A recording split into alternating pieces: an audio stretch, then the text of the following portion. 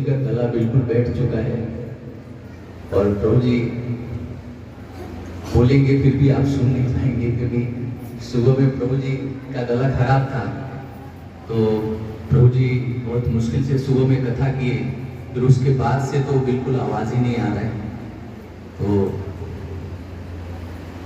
फिर भी प्रयास करेंगे। तो आज का श्लोक आगे सभी लोग पीछे से दोहराएंगे। अजात पक्षा इव मातरं खगः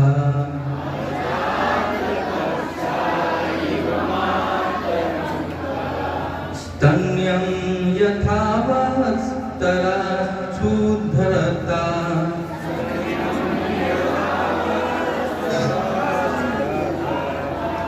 प्रियं प्रियेव वैश्रुतं विष्णा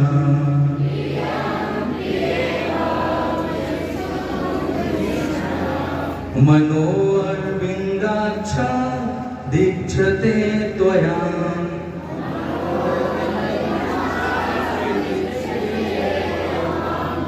अजात पक्षा इव मातरं खगः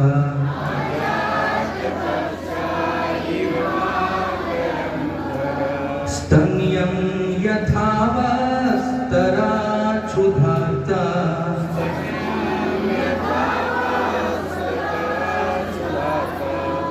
प्रियं प्रियेव वैषीतं विषणा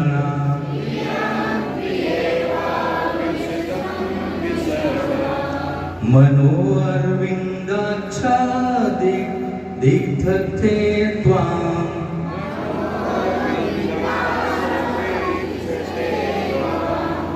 अजात पक्षा इव मातरं खगः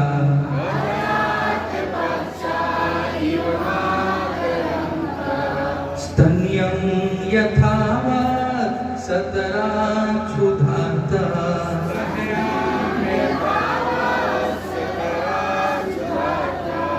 प्रियं प्रियेव वैश्रुतं विषणा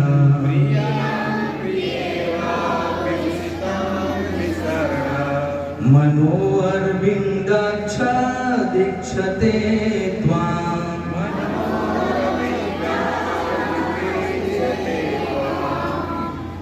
हरे कृष्ण। पीछे से आप लोग बोल माता जी। अजात पक्षा इव मातरं खगः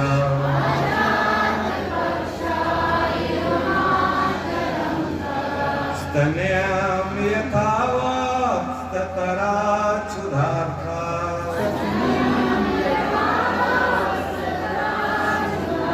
प्रियं प्रियेव व्युषितं विषणा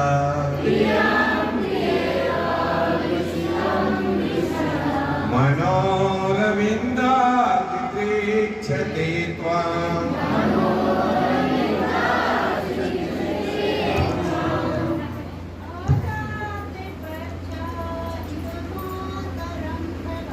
अजात पक्षा इव मातरं खगः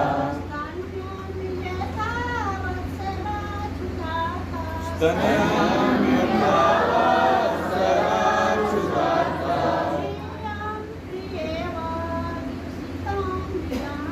प्रियं प्रियेव व्युषितं विषणा मनो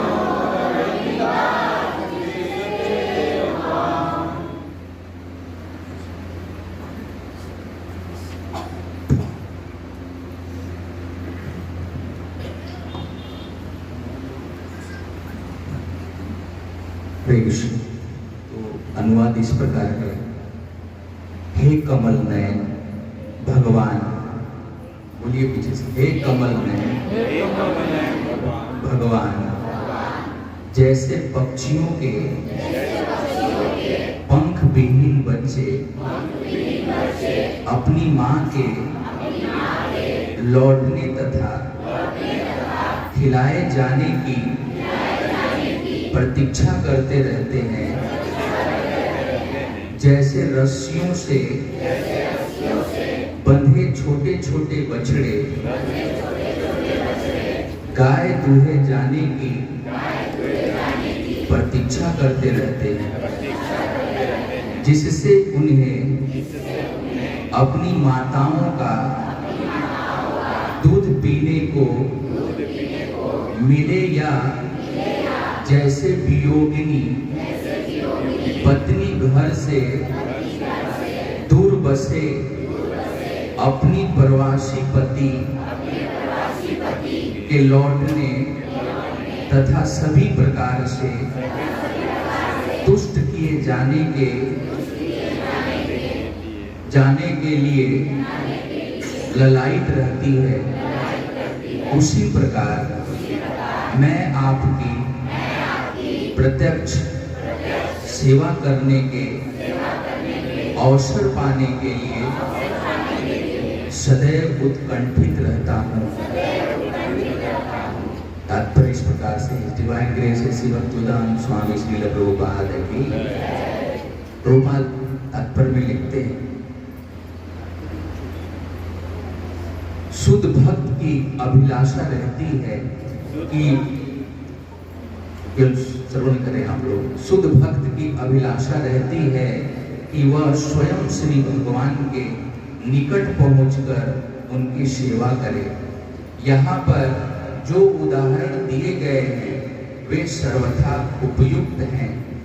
पक्षी के छोटे छोटे बच्चे तब तक संतुष्ट नहीं होते जब तक कि उनकी माँ स्वयं आकर उन्हें दाना नहीं खिलाती।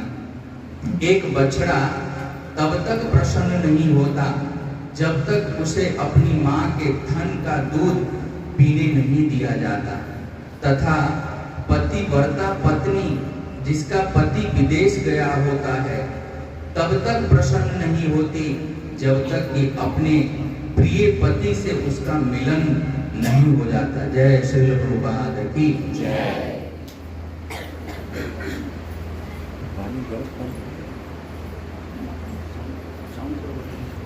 हरे कृष्ण हरे हरे कृष्ण। हरे एक्चुअली काग गिर गया है। प्रभु जी का जो है ना काग, यानी कि अंदर में जो टॉन्सिल होता है वो ओव्यूला होता है, वो थोड़ा सा स्वेल फूल गया है, इन्फेक्शन थोड़ा सा हो गया अंदर गले में। इस कारण से प्रभु जी थोड़ा बोलेंगे ध्यान से, तो आप ध्यान से श्रवण करें। इसलिए आप समझने की कोशिश करना, मैं जो बोलूँगा ठीक है, ठीक है आवाज।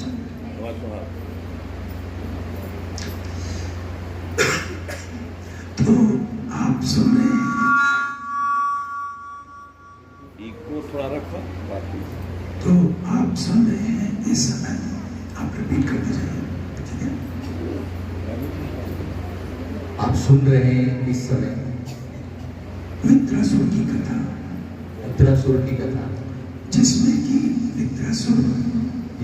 वित्रासुर एक असुर के शरीर में था, एक असुर के श्रेणी में था, लेकिन चूंकि उसने पिछले जन्म में भक्ति की थी, क्योंकि उसने पिछले जन्म में भक्ति की थी, तो भगवान उस पर दया करना चाहते थे। तो भगवान उस पर दया करना चाहते थे।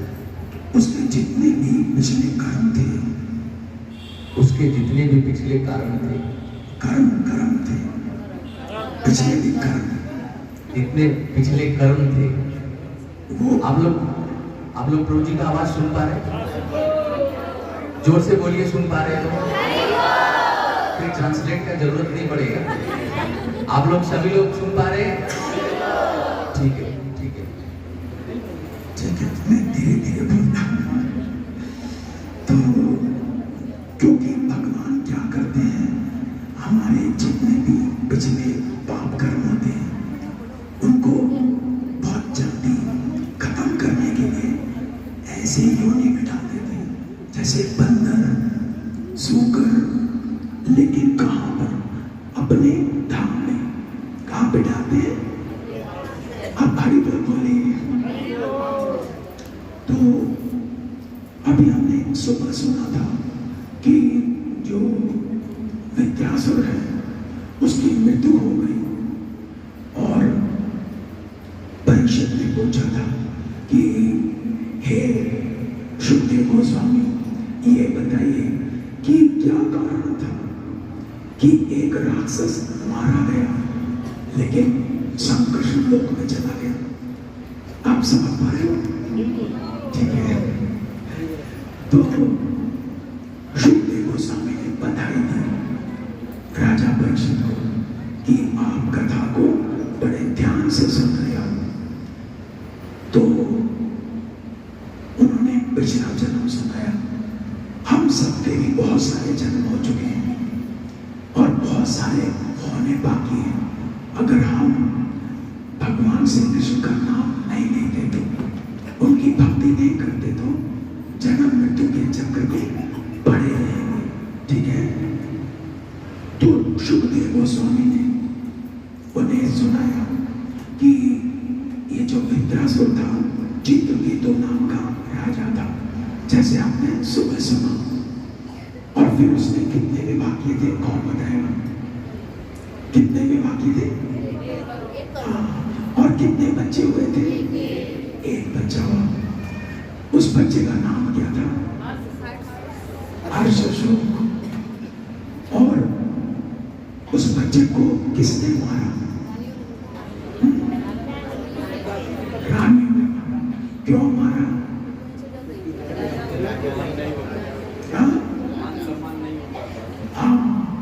राजा बाकी की पत्नियों से मिलता नहीं था, केवल कृतदूती से मिलता था जो पटरानी थी। तो सारी रानियों को द्वेष हुआ है, इसलिए वो जहर दे दिया बच्चे को। उसके बाद तो बहुत शोक किया राजा ने। राजा ने कहा कि हे प्रभु, तू बड़ा क्रूर है, तूने हमारे बच्चे को बड़ी निर्ममता से मार डाला, तेरे हृदय में दया नहीं है। तो बड़ा कोस रहा था भगवान को। तो वहां पर कौन आए? नारद मुनि ने क्या किया? हाँ, उस बच्चे को दोबारा जन्म दे दिया, दोबारा जीवित हो गया बच्चा। तो यहां तक आपने सुना था कि सुबह कि बच्चे ने पिता को बहुत सुंदर उपदेश दिए कि जैसे भोजनालय में एक साथ बैठते हैं, लगता है परिवार है, लेकिन जो भोजन कर लेता है वो अपने घर चला जाता है। ऐसे ही हम सब परिवार में एकत्रित होते हैं, लेकिन जो अपना काम कर लेता है उसे जाना पड़ता है। तो जब वो जीवित होकर के इस तरह से उपदेश दे रहा था तो राजा चित्रकेतु को बहुत वैराग्य उत्पन्न हो गया। उसने कहा कि ठीक है, मैं भी भगवान की शरण लूंगा, भगवान का नाम लूंगा। और फिर वो अच्छी तरह से भक्ति करके कहाँ गया? संकर्षण लोक में चला गया। उसके बाद आज अभी ये अंतिम चैप्टर है इस विद्यासुर की कहानी का। संकर्षण भगवान ने उसे विद्याधर लोक दे दिया। कौन सा लोक? मेरी आवाज समझ आ रही है? विद्याधर लोक ने उसे एक विमान दे दिया। विमान में बैठ करके वो भ्रमण करता, सारे राज्यों में, लोकों में, सब स्थानों में जाता था। तो विद्याधर लोक के अंदर जो ये चित्रकेतु राजा था, ये किसका सेवक था? ये सेवक था संकर्षण भगवान का। किसका सेवक था? संकर्षण भगवान का। ठीक है। और जो शिव जी है, शिव जी का एक नाम है शंकर। क्या नाम है? शंकर नाम। तो शंकर्षण से विस्तार पाते हैं, इसलिए शंकर कहलाते हैं। ठीक है। समझ में आ रहा है? जो चित्रकेतु है शंकरसन का सेवक है और इधर शिव जी शंकरसन के विस्तार है। तो दोनों क्या हो गए? गुरु भाई। जैसे मैं और नरहरि खड़गपुर, हम दोनों गुरु भाई हैं। हमारे गुरु महाराज हैं गोपाल कृष्ण गोस्वामी महाराज, तो हम दोनों मित्र हो गए ना। क्या हो गए? हम मित्र हो गए। तो इसी प्रकार से दोनों मित्र थे। दोनों जब मित्र मित्र होते हैं तो कुछ परिहास कर लेते हैं, कुछ मित्रता में हो जाता है। एक दिन क्या हुआ? एक दिन चित्रकेतु अपने विमान में बैठकर जा रहा था। उसने एक दृश्य देखा। उसने क्या देखा कि शिव जी पार्वती देवी को अपनी गोद में बिठाए हैं और उनके सामने भीड़ बैठी है, ऋषियों की, साधुओं की बहुत भीड़ बैठी है।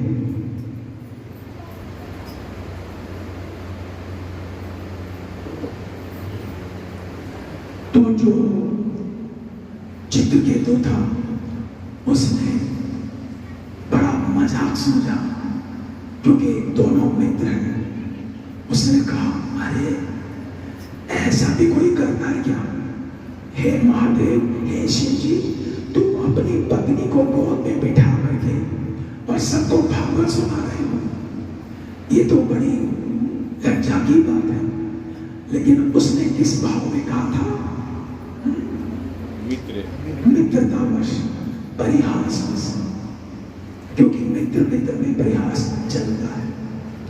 और इधर जा रहा था, फिर इधर आ रहा था, फिर इधर जा रहा था, तो फिर इधर आ रहा था, और बार बार इस बात को बोल रहा था कि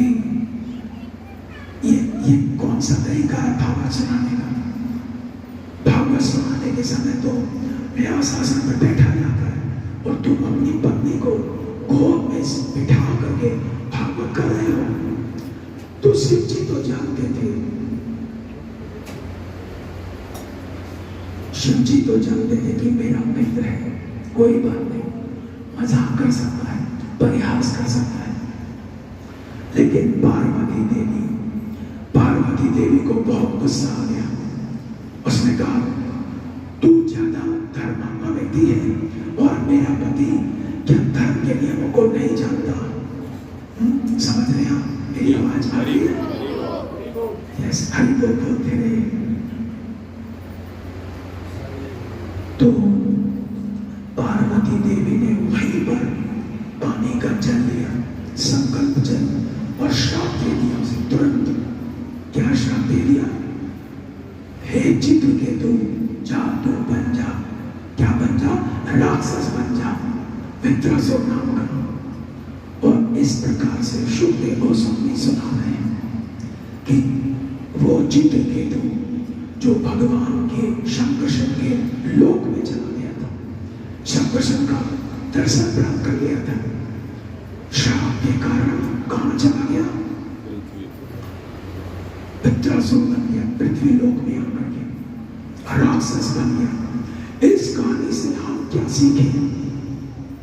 इस बात से बहुत कुछ सीख सकते हैं हम लोग। इस बात से यह सीखना चाहिए, चाहे आप कितने भी बड़े भक्त बन जाओ, लेकिन किसी भी वैष्णव का परिहास, मजाक उचित नहीं, भले उसमें कुछ कमियां हो। हम लोग इतने खराब प्रवृत्ति के व्यक्ति हैं, एक पल में दूसरे व्यक्ति की कमियों को ढूंढ लेते हैं। लेकिन चित्रकेतु तो खाली परिहास कर रहा था, लेकिन दुर्गा माता जी इसका भाव नहीं समझ पाए और उसे श्राप दे दिया, असुर बनने का श्राप दे दिया।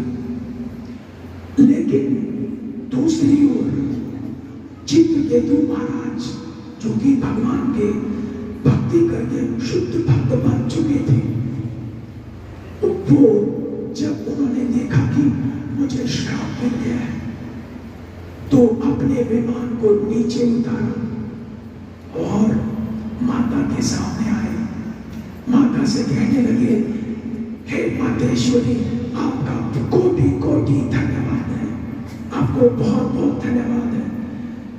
आपने मेरे गुरूर को तोड़ दिया, मेरे अहंकार को नष्ट कर दिया, क्योंकि मैं छोटे बड़े किसी का सम्मान नहीं कर रहा था।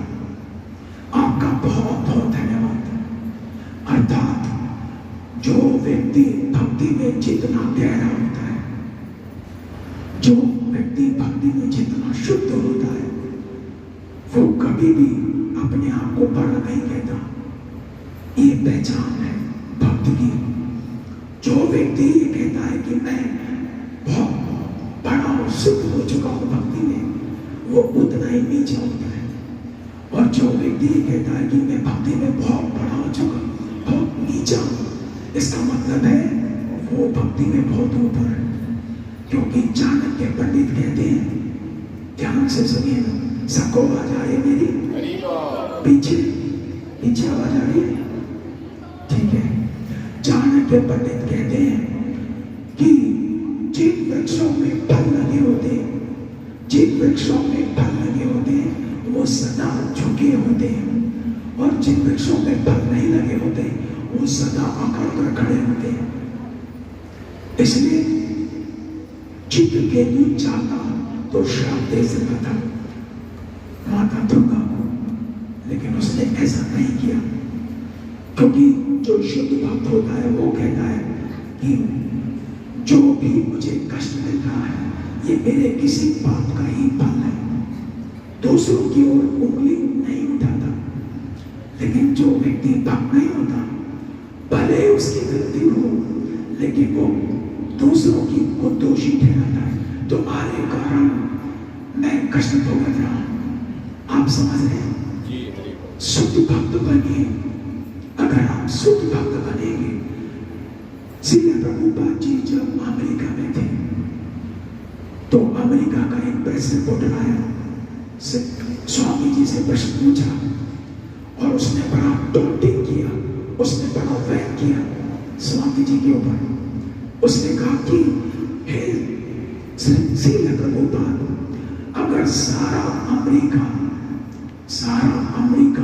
अगर आप जैसा साधु बन गया, तो फिर इस देश का क्या होगा? ये देश कैसे चलेगा? टॉन्टिंग किया उसने प्रेस रिपोर्टर ने। लेकिन स्वामी जी को बड़ा मजा आता था जब कोई उनसे ऐसे प्रश्न पूछता था, वो बड़ा एंजॉय करते थे। प्रभुपाद जी ने कहा, अगर सारा अमेरिका मेरे जैसा भक्त बन गया, तो अमेरिका नहीं, वैकुंठ बन जाएगा।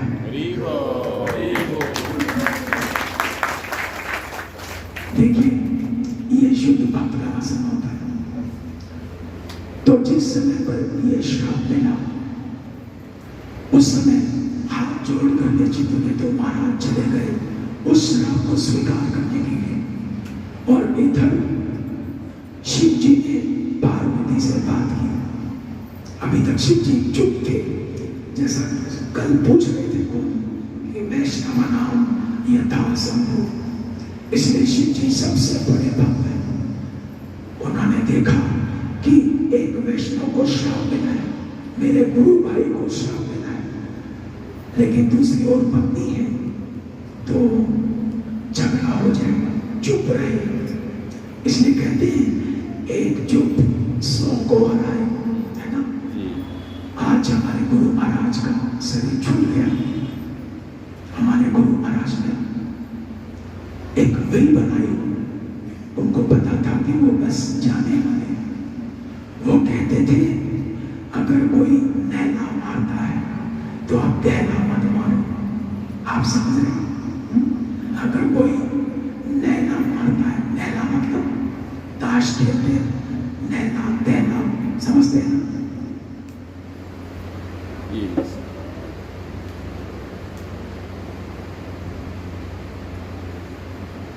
तो गुरु महाराज कहते हैं कि कोई नैना मारे, तुम नैना मत मारो। ये भक्त की गहराई होती है। असल में समुद्र ऊपर बहुत लहरें चलाता है, लेकिन जितना गहरा जाओगे समुद्र शांत होता है। समुद्र में कोई लहरें वहां नहीं होती, समुद्र अंदर से शांत होता है, अर्थात जो भगवान का भक्त होता है अंदर से शांत होता है। बाहर से भले ही वो क्रोध कर दे, बाहर से भले ही उसका व्यवहार अटपटा लगे, लेकिन अंदर से बहुत शांत होता है। आज इस संसार को केवल और केवल एक ही आशा की किरण है, वो है कृष्ण भक्ति, हरे कृष्ण भक्ति। अगर सारा संसार आज हरे कृष्ण महामंत्र को अपना ले तो आप मान जाएंगे कि मेरे हृदय में बड़ी शांति आई है, बड़ा बदलाव आया है। इसलिए शिव जी चुप रहे, क्योंकि वैष्णव नाम यथा साधु, सारे भक्तों में भगवान के जितने भी भक्त हैं सबसे बड़े भक्त हैं शिव जी, देवों में देव महादेव। तब शिव जी ने कहा, हे पार्वती, देख लिया तुमने वैष्णवों की भक्ति, तुमने उसे बिना गलती श्राप दिया, लेकिन वो तुम्हारे सामने हाथ जोड़ करके चला गया। अगर वो चाहता तो वो भी श्राप दे सकता था, लेकिन उसने ऐसा नहीं किया। उसने बताया, शिव जी ने बताया पार्वती को कि पार्वती, इस संसार में जितना प्यारा मैं कृष्ण के भक्तों को हूं, इतना प्यारा तो मैं मेरे भक्तों को भी नहीं। मैं कृष्ण के भक्तों का लाडला हूं। शिव जी बोल रहे हैं, शिव जी कह रहे हैं, क्योंकि कृष्ण भक्त जानते हैं मेरी सही स्थिति को, मेरे भक्त मेरी स्थिति को नहीं जानते। कृष्ण के भक्त जानते हैं कि मैं किस प्रकार से रहता हूं। आप जानते हो शिव जी कौन है? वैश्वनाथ, इस संसार के राजा, लेकिन कितने सिंपल रहते हैं। किसी भी पशु की खाल को लपेट लेते हैं, कोई मकान नहीं बनाते। और शिव जी की सवारी क्या है? आपसे पूछूंगा, बताते जाइए। शिव जी की सवारी क्या है? बैल। शिव जी की पत्नी की सवारी क्या है? शेर। शेर और बैल का बैल होता है। शेर और बैल, शेर बैल को देख ले तो क्या होगा? खा जाएगा, है ना? और बड़ा बेटा कौन है शिव जी का? कार्तिकेय। कार्तिकेय की सवारी क्या है? और छोटा बेटा कौन है शिव जी का? उसकी सवारी क्या है? चूहा। तो अगर मयूर चूहे को देख ले तो खा जाता है। सर्प, शिव जी के गले में बहुत सारे सर्प हैं। अगर मयूर देख ले किसको? सर्प को, तो खा लेता है मयूर। मतलब एक दूसरे के बैरी एक ही घर में। हाँ? शेर, बैल, मयूर, सर्प, चूहा एक दूसरे के बैरी, लेकिन बड़े सुख शांति से रहते हैं ये परिवार। क्यों? क्योंकि आप देखते हो शिव जी की प्रत्येक तस्वीर में, शिव जी प्रत्येक तस्वीर में क्या कर रहे हैं? भगवान का भजन करते हैं।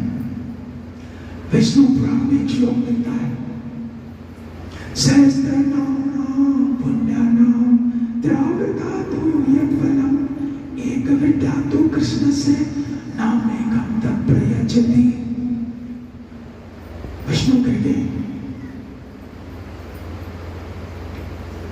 अगर कोई व्यक्ति 1000 नाम ले, कितने? विष्णु के कितने नाम ले? 1000 नाम ले, और एक बार ये कहते राम, आप बोलिए राम। इसका मतलब है आपने विष्णु के 1000 नाम उच्चारण कर दिए। सहस्त्र नाम पुण्य नाम द्रावधातु यत्फलम एक विद्यातु कृष्ण से नामेकं तत्प्रयच्छति। मतलब अगर कोई राम कहता है, उसे विष्णु के 1000 नामों का लेने का फल मिलेगा। समझ गए?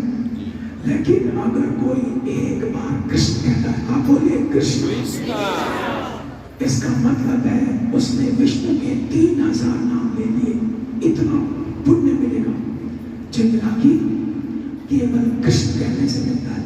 ये कौन बोल रहा है? विष्णु भगवान बोल रहे हैं, विष्णु पुराण। तो इसलिए चूंकि शिव जी, जैसा मैंने परसों कहा था, शिव जी हरे कृष्ण महामंत्र का क्रम बताते हैं। जब पार्वती ने पूछा कि महादेव, भगवान का कलयुग में कौन सा महामंत्र है, किसका भजन किया जाना चाहिए, तो शिव जी ने बताया हरे कृष्ण पदद्वंद कृष्ण की जय पदद्वय तथा हरे पदद्वंद हरे राम इति द्वयम् वंदते च महादेवी राम राम द्वयम् वन्दे ततो हरे हरे पुर्या हरि नाम समूहे महामंत्रम च कृष्णस्य सर्व पाप विनाशनम्। शिव जी स्वयं बनाते हैं। तो शिव जी का परिवार हमेशा प्रसन्नचित्त रहता है। पार्वती माता कभी नहीं कहती चलो और मुझे साड़ी दिलाओ। जहाँ शिव जी रखते हैं वही स्वीकार कर लेती है। एक अच्छी सती सावित्री पत्नी का यही लक्षण होता है कि जैसी हालत में पति रखता है वैसी हालत में वो प्रसन्नचित्त रहती है, कभी डिमांड नहीं करती। और स्त्रियों का कर्तव्य भी है कि वो पति को परमेश्वर के समान पूजा करें। पति परमेश्वर कहा गया, पत्नी परमेश्वर नहीं कहा गया। सारे शास्त्र क्या कहते हैं? पति परमेश्वर, पत्नी परमेश्वर नहीं, है ना। लेकिन पति का कर्तव्य है कि वो पत्नी को रानी की तरह घर में रखे। किसकी तरह रखे? रानी की तरह। उसे कहने दे, उसे वस्त्र दे, उसे अच्छा भोजन दे। तो पत्नी पति को परमेश्वर माने। दोनों को एक दूसरे का पूरक होना चाहिए। जैसे कि इस घटना में हम देख रहे हैं, शिव जी दुर्गा देवी को समझा रहे, डांट नहीं रहे। हमें डांटना चाहिए, लेकिन ऐसे जिसको डांट रहे हैं उसकी समझ में आ जाए कि क्यों मुझे डांटा जा रहा है। ऐसा नहीं कि एकदम से आंधी छोड़ दी जाए, उसकी समझ में आना चाहिए। तो शिव जी, श्रील प्रभुपाद जी, पहले बताता हूँ, श्रील प्रभुपाद जी कहते हैं कि घर घर में पति पत्नी में लड़ाई होनी चाहिए, लड़ाई होनी चाहिए। लेकिन लड़ाई के समय में जो आपस में कहा जाए उस पर ध्यान नहीं देना चाहिए, क्योंकि लड़ाई में कोई सवाल ही नहीं पड़ता। कुछ ना कुछ उल्टा से लाई खा जाता है। लेकिन फिर पत्नी को चाहिए अच्छा हलवा बनाकर खिलाए पति को लड़ाई के बाद, और पति को चाहिए कि वो कुछ अच्छा खरीद के दे। तो ये शिक्षा दे रहे हैं शिव जी और पार्वती। दोनों में कंट्रोवर्सी है। पार्वती ने श्राप दे दिया चित्रकेतु राजा को, लेकिन शिव जी समझा रहे और कह रहे हैं देवी, तुमने देख ली भगवान श्री कृष्ण के भक्तों की महानता, उसने एक भी जवाब नहीं दिया तुम्हारा। और इस प्रकार से जो चित्रकेतु राजा है वो एक राक्षस का शरीर स्वीकार करते हैं, और पार्वती अपने भक्तों के पास चली जाती है और शिव जी अपने काम में चले जाते हैं। ये कथा आती है राधा तंत्र नामक ग्रंथ में। कौन से ग्रंथ में?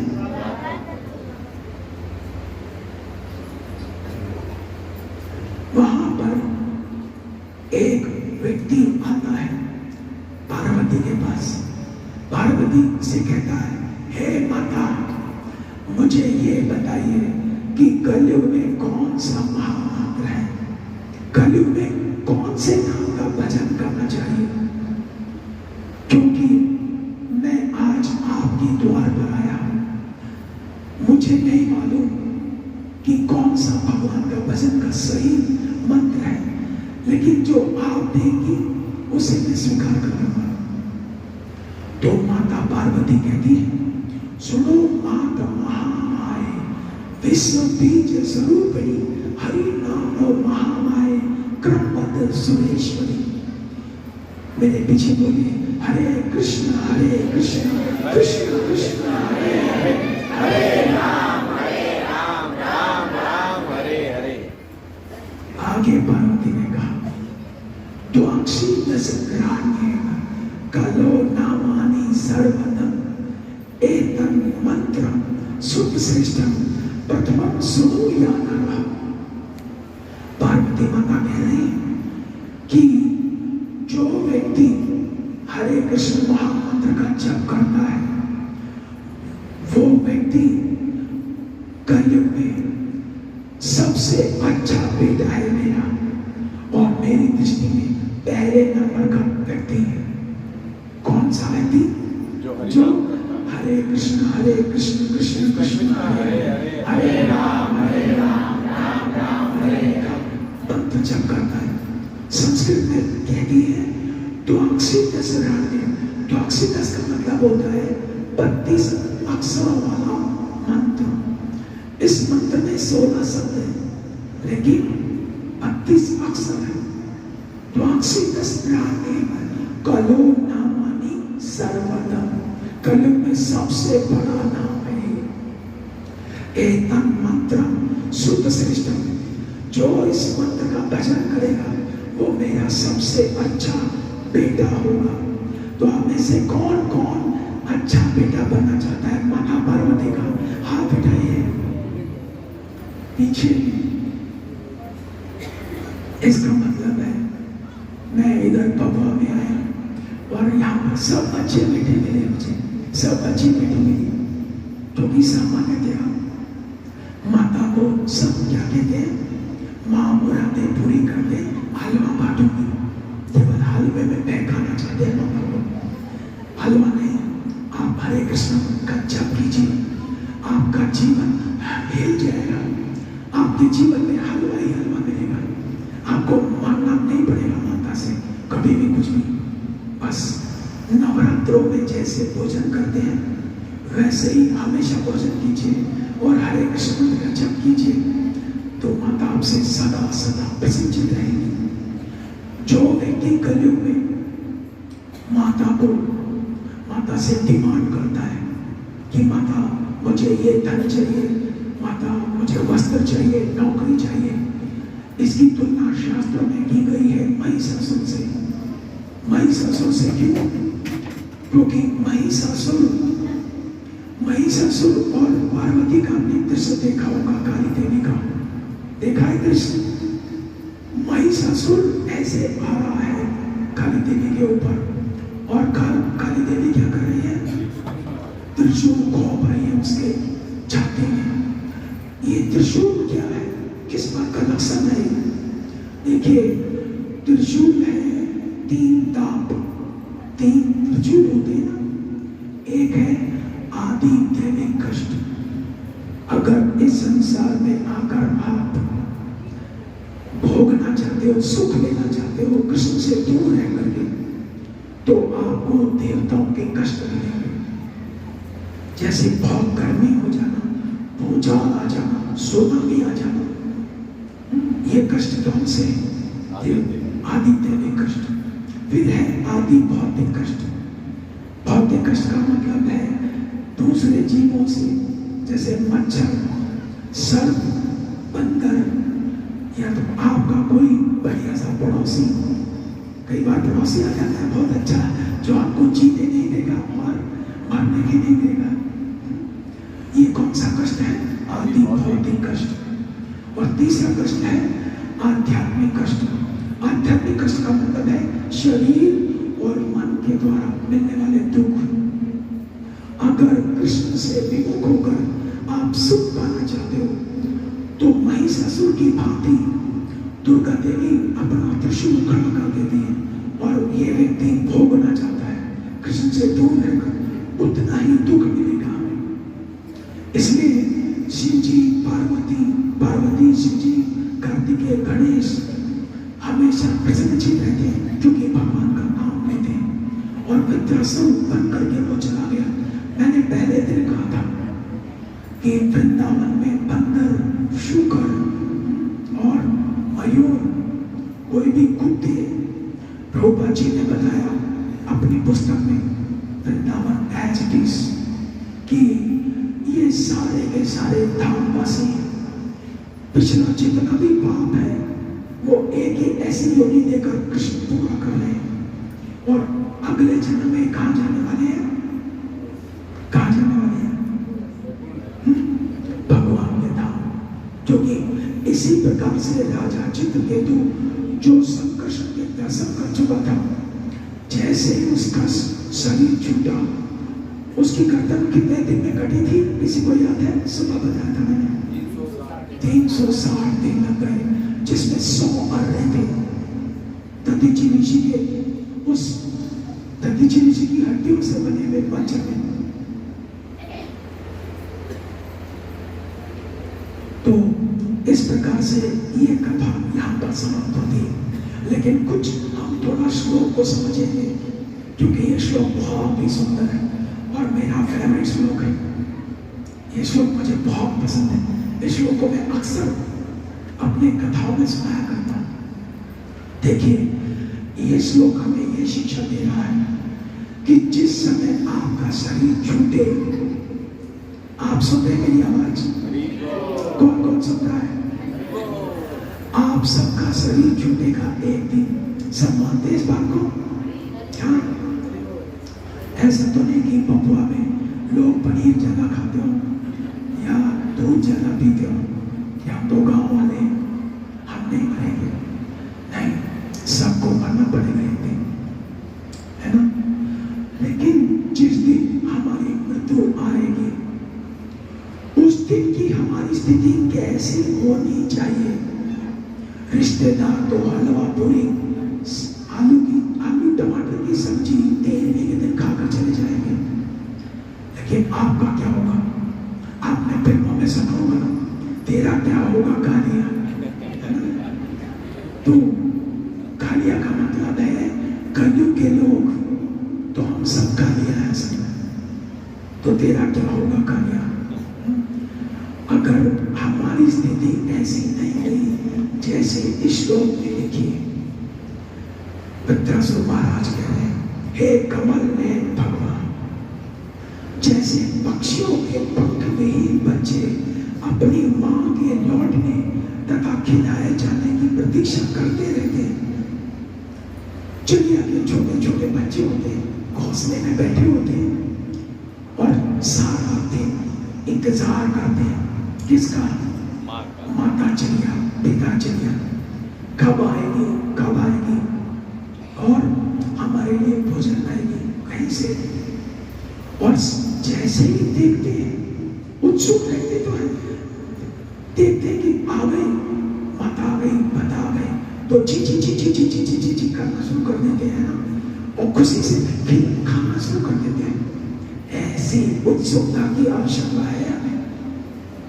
नहीं तो चाहे आपने कितनी बड़ी नौकरी पाई हो, कितना धन पाया हो, कुछ भी पाया हो इस संसार में, बेकार जाएगा सारा। इसलिए मनुष्य शरीर इसलिए दिया है। मैं यहाँ देख रहा हूँ कि सारे के सारे मनुष्य आए, एक भी गाय नहीं आई, एक भी भैंस नहीं आए, एक भी कुत्ता नहीं आया कथा सुनने के लिए। क्यों? क्योंकि कुत्ते को, भैंस को, गाय को कितनी कथा सुनाओ, वो नहीं समझ सकते, लेकिन आप समझ सकते हो, आप जान सकते हो। मनुष्य अगर शरीर पाया है, आप समझदार हो, आपको भगवान ने बुद्धि दी है, जिज्ञा दी है, कान दिए हैं।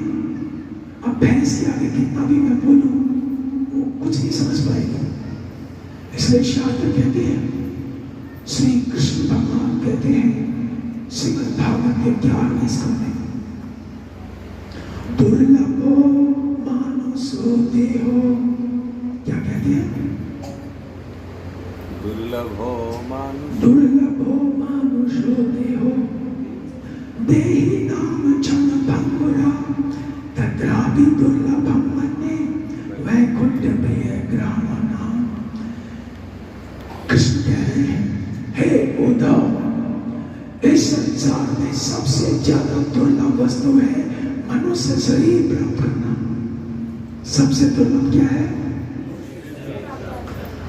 भीष्म पितामह युधिष्ठिर महाराज को मृत्युशैया में बताते हैं कि हे युधिष्ठिर, ये मनुष्य शरीर मिलता है 1.25 करोड़ साल बीत जाने के बाद। कितने साल बीत जाने के बाद एक जीवात्मा को जब सीनियरिटी से होते होते होते 84 लाख योनियों में से गुजरते गुजरते 1.25 करोड़ साल बाद किसी को शरीर दिया जाता है। अगर अच्छा पुण्य हुआ तो फिर से मनुष्य बन जाएगा, पुण्य हुआ तो। अगर पापी हुआ, भगवान का भक्ति नहीं किया, तो 1.25 करोड़ साल बाद सोचिए कितना मुश्किल है ये मनुष्य शरीर प्राप्त करना। फिर कहते हैं दुर्लभो मानसो देहो देहिनाम क्षण भंगुरा। लेकिन ये शरीर कैसा है, एक क्षण में नष्ट हो जाएगा। एक क्षण का भी भरोसा नहीं इसका, है ना।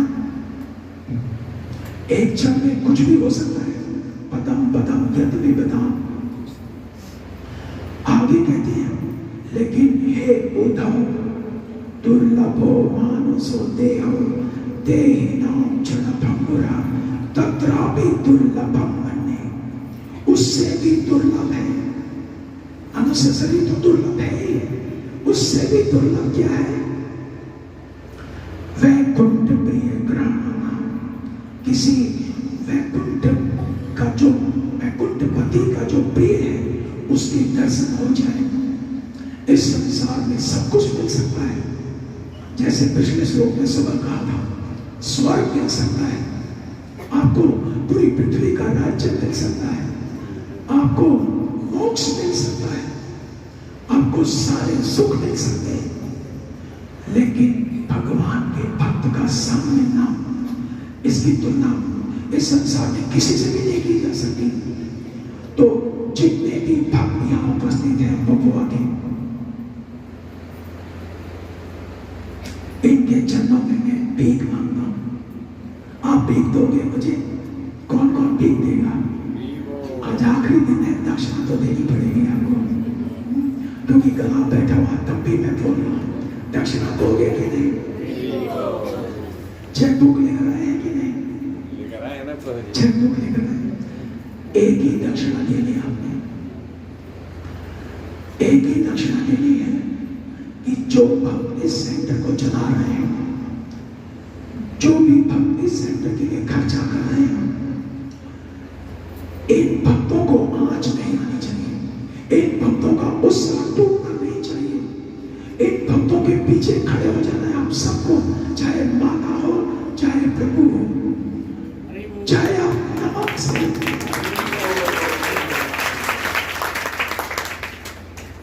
चाहे आप नमक से भोजन कर लेना, चपाती नमक से।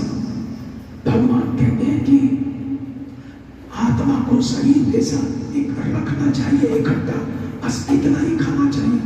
पेट में जाने के बाद सब मल ही बनना है। ज्यादा शरीर की चिंता मत करना, भगवान की सेवा की चिंता करना। यही कह रहे हैं कौन? यही कह रहे वृत्रासुर। वृत्रासुर कह रहे हैं जैसे वो बंधा हुआ रस्सी से बछड़ा जब उसे खोला जाता है पहले घूमना शुरू कर देता है ना, कि माता का दूध मिलेगा, इतनी उत्सुकता।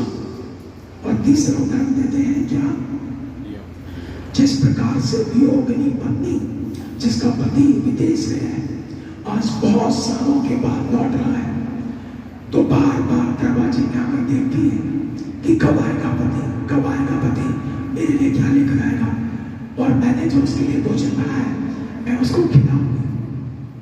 ऐसे वो बार बार सोचती है। ऐसा ही है प्रभु, हे कृष्ण, मैं आपके लिए उत्सुक हूं, आपको पाने के लिए। इसलिए वृत्रासुर ने मरना स्वीकार किया।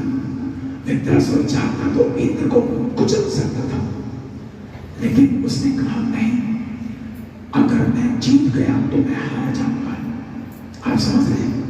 अगर मैं जीत गया तो पृथ्वी लोक में रहना पड़ेगा, लेकिन अगर मैं मर गया, क्योंकि मेरी चेतना कृष्ण है, तो मैं कृष्ण के धाम को प्राप्त करूंगा। इसलिए उसने कहा कि हे इंद्र, उठाओ वज्र और मेरा गला काट दो। सोचिए, इस रहस्य को एक असुर जान सकता है। हम तो असुर भी नहीं हैं, तो भगवान के भक्त हैं, हम सबको भी ऐसी पिपासा, ऐसी प्यास जगानी पड़ेगी जैसे विदुर परीक्षित महाराज जब उन्होंने शमीक ऋषि के आश्रम में पानी मांगा था ना, क्या मिला? श्राप। लेकिन जब भागवत का रस पिया तो सुखदेव गोस्वामी कह रहे हैं कि हे महाराज कुछ चाय पानी पी लो, 7 दिन 7 रात बीत चुके हैं, कुछ खाना पीना कर लो। परीक्षित महाराज ने कहा हे सुखदेव गोस्वामी, एक बार पानी मांगा था, उस पानी के बदले में श्राप मिला। अब कृष्ण कथा सुन रहा हूं, ना भूख सता रही है, ना प्यास सता रही है, ना देह का कोई कष्ट सता रहा है। इससे हमें शिक्षा लेनी, इससे हमें यह शिक्षा लेनी है, अगर हम कृष्ण की भक्ति में, शुद्ध भक्ति में लग गए तो हमें किसी चीज की आवश्यकता नहीं पड़ने वाली है। इस संसार में वही व्यक्ति हाय हाय करता है संसारी वस्तुओं की जिसके पास सबसे बड़ा धन नहीं है, सबसे बड़ी संपत्ति नहीं है, जिसे सबसे बड़ी संपत्ति पाने की इच्छा नहीं है, वो व्यक्ति संसार में हाय हाय करता है। इसलिए विद्वासु ये सिखा रहे हैं कि मैंने अपना मन अब भगवान में लगा दिया है। कहते हैं उसी प्रकार मैं आपकी प्रत्यक्ष सेवा करने के अवसर पाने के लिए सदैव उत्कंठित रहता हूं।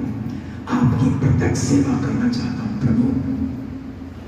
आप भी भगवान से मिल सकते हो, फेस टू फेस बात कर सकते हो। यह मुश्किल जरूर है लेकिन असंभव नहीं। इसी जीवन में ऐसे बहुत सारे भक्त हैं, जैसे कि मीराबाई कृष्ण से बातें करती थी, रस खान कृष्ण से बात करता था जबकि मुसलमान था। कृष्ण ने उन्हें पठान रूप में दर्शन दिया। रस खान ने कहा हे प्रभु मैं तो मुसलमान हूं, मुझे पठान वेश में दर्शन दीजिए। कृष्ण ने पठानी वेश में दर्शन दिया रस खान को। रस खान ने बहुत सुंदर लिखा है कृष्ण के बारे में। माधवेंद्रपुरी कृष्ण उसके लिए दूध लेकर आए, सौगंध दिया। बेला मंगल ठाकुर अंत्य हो गए थे, अपनी आंखें फोड़ ली थी क्योंकि उसकी दृष्टि हमेशा माताओं पर जाती थी। जब भी मौका मिलता था उसने अपनी दोनों आंखें फोड़ डाली और फिर अंधे हो गए। फिर कृष्ण की भक्ति की। जब कृष्ण आए तो कहने लगे बेला मंगल मैं आ गया, तुम मुझसे कुछ मांगो, चाहो तो मैं तुम्हें तुम्हारी आंखें दे सकता हूं। और कहते कहते आंखें दे दी बेला मंगल ठाकुर को अपना रूप दिखाने के लिए। बेला मंगल ठाकुर ने कृष्ण का दर्शन किया और जब कृष्ण का दर्शन हो गया कृष्ण ने कहा एक और वरदान मांगो। बेला मंगल ठाकुर ने कहा प्रभु जब आंखें थी तो हमेशा स्त्रियों पर जाती थी मेरी दृष्टि, इसलिए अगर मुझे कुछ वरदान देना चाहते हो तो मेरी आंखें फिर से फोड़ दो, यही वरदान चाहिए। क्योंकि जब आपकी आंखें नहीं थी तो मैंने आपको पाया, और जब मेरी आंखें थी तो मेरी स्त्रियों पर दृष्टि जाती थी। मेरी दृष्टि बड़ी खराब है, इसलिए यही वरदान दो कि मेरी आंखें ना आए। साक्षात कृष्ण उन्हें दर्शन देने आए। तो ये कार्य मुश्किल जरूर है लेकिन असंभव नहीं है। जितनी मात्रा में भक्ति करोगे प्रेम से, जैसा मैंने सुबह कहा था, दासों के दास बन करके आपको कृष्ण का दर्शन मिल सकता है, आपको कृष्ण का भक्ति मिल सकती है। ये आखिरी श्लोक पढ़ करके चैप्टर को समाप्त करते हैं। ये चैप्टर आपने पूरा कर दिया। तो इस श्लोक में कह रहे हैं आप भी श्लोक पढ़िए, ये वाला श्लोक खाली श्लोक।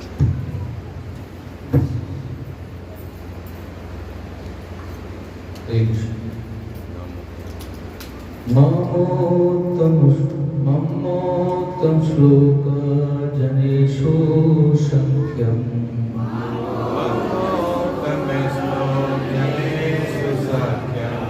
संसार चक्रे भ्रमता स्वकर्मभव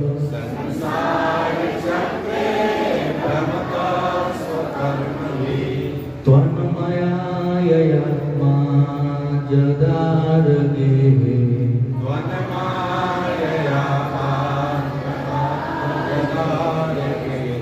श्वासचिच्चननाथ भुवत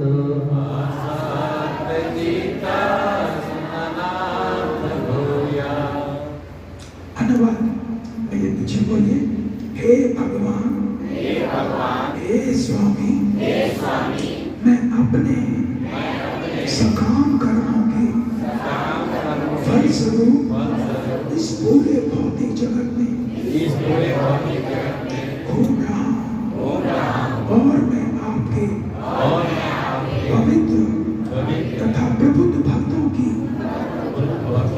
संगति की खोज कर रहा हूं। आपकी बहिरंगा शक्ति अर्थात माया के प्रभाव से शरीर, पत्नी, संतान तथा घर के प्रति मेरी आसक्ति बनी हुई है, किंतु मैं अब और अधिक आसक्त नहीं बने रहना चाहता। मेरा मन, मेरी चेतना तथा मेरा सब कुछ आपके ही प्रति अनुरक्त रहे।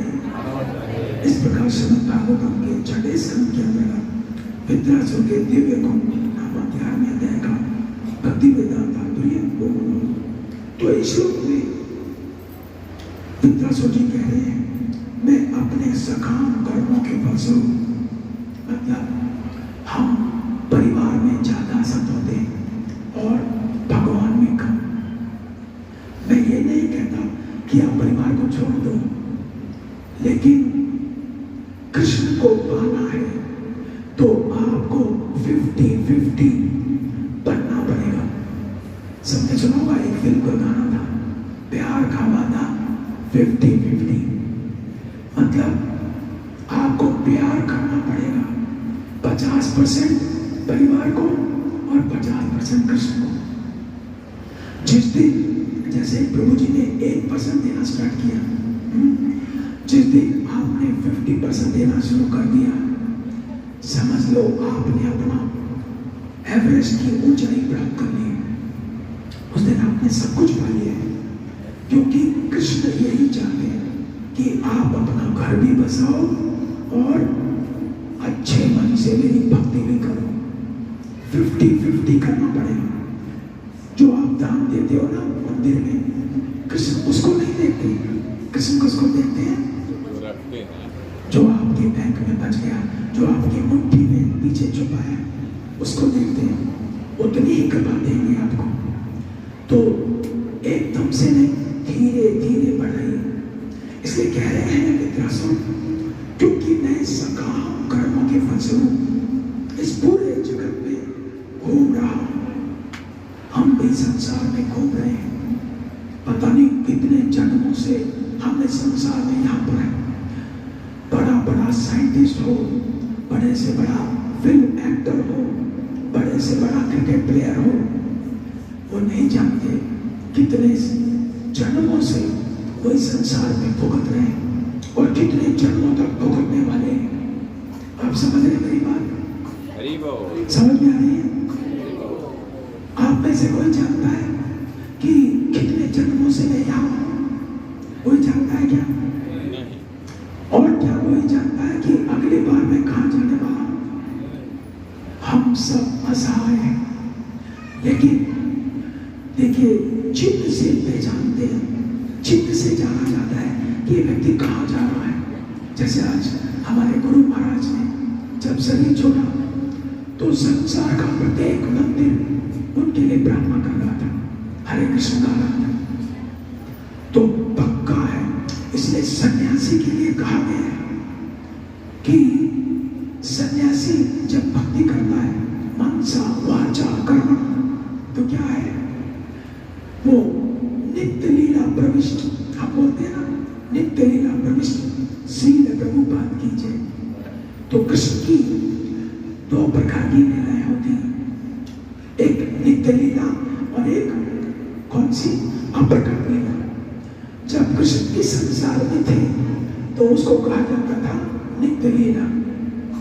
अभी कृष्ण इस संसार में नहीं, लेकिन अभी भी वो लीला कर रहे हैं कहीं, तो उसको कहा जाता है अप्रकट लीला। जैसे सूर्य, प्रभुपाद जी समझाते हैं कि सूर्य दिन में प्रकट रहता है, रात में क्या है? सूर्य मर तो नहीं गया, सूर्य मरा नहीं, अभी अप्रकट हो गया हमारी आंखों के आगे से। ऐसे ही कृष्ण अभी अप्रकट है, लेकिन लीला उनकी चल रही है। तो जहां भी कृष्ण की लीला होती है उसी स्थान में हमारे गुरु महाराज आज चले गए, क्योंकि वो एक बहुत बड़े धनी परिवार से थे। उनके पिताजी नेवी के ऑफिसर थे और बहुत सुंदर थे। और हमारे जो गुरु महाराज का जो मुखमंडल है, उनके पिताजी का मुखमंडल भी बिल्कुल ऐसा ही था। अगर पिता पुत्र को खड़ा कर दे, पहचानना मुश्किल कौन पिता है कौन पुत्र है। जब युवक हुए थे, क्रिकेट खेलते थे हमारे गुरु महाराज, एक बार अपना हाथ भी तोड़वाया था। क्रिकेट की तेज बॉल लग गई थी उन्हें, हाथ में फ्रैक्चर हो गया था। लेकिन जब वो पहली बार पेप्सी कोला कंपनी के डायरेक्टर थे कनाडा के अंदर, managing director Pepsi Cola company, Swami Prabhupada जब वहां आए तो उनको किसी ने बताया कि यहाँ पर पूरे विश्व में कृष्ण भक्ति फैलाने वाले गुरु आने वाले, इन्होंने स्वयं आकर के सेवा मांगी। कहा कि मुझे कोई सेवा मिल सकती है उनकी, तो उनके कमरे की सफाई की सेवा मिली है। जिस कमरे में उनको बैठना था, उस कमरे को इतना सुंदर सजाया, जल से धोया और फूल लगाए, बहुत ही सुंदर सजा दिया। जब प्रभुपाद जी उस कमरे में आए, आते यही पूछा इस कमरे को किसने सजाया है, तो भगवान पकड़ के लिखा है उनके माता पिता ने भी यही नाम रखा था, गोपाल कृष्ण खन्ना। खन्ना गोत्र था उनका, जोरबाग में रहते थे दिल्ली में।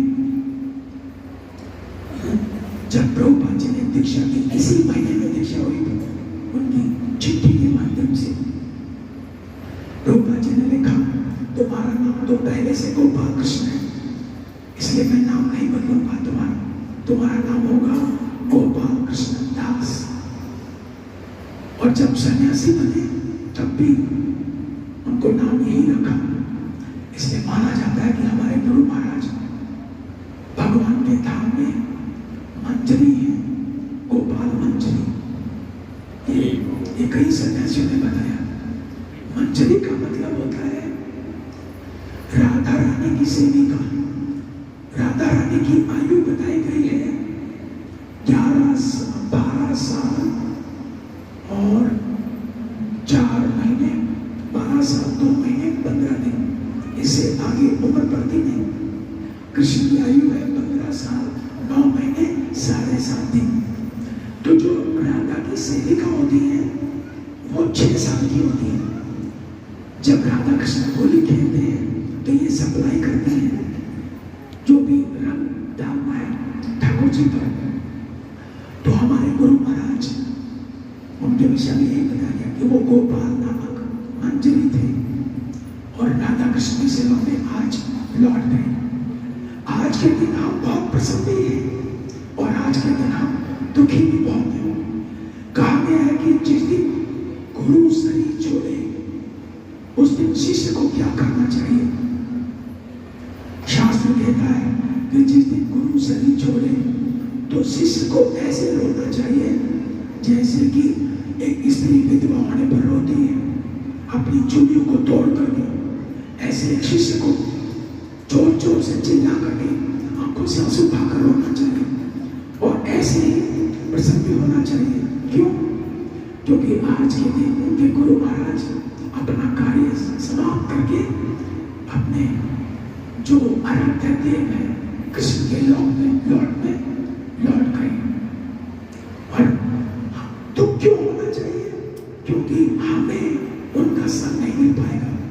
ये दुख है, सुखी है क्योंकि वो अपने धाम में चले गए। तो इसी प्रकार से, लेकिन हम क्या है, हम इस संसार में भटक रहे हैं।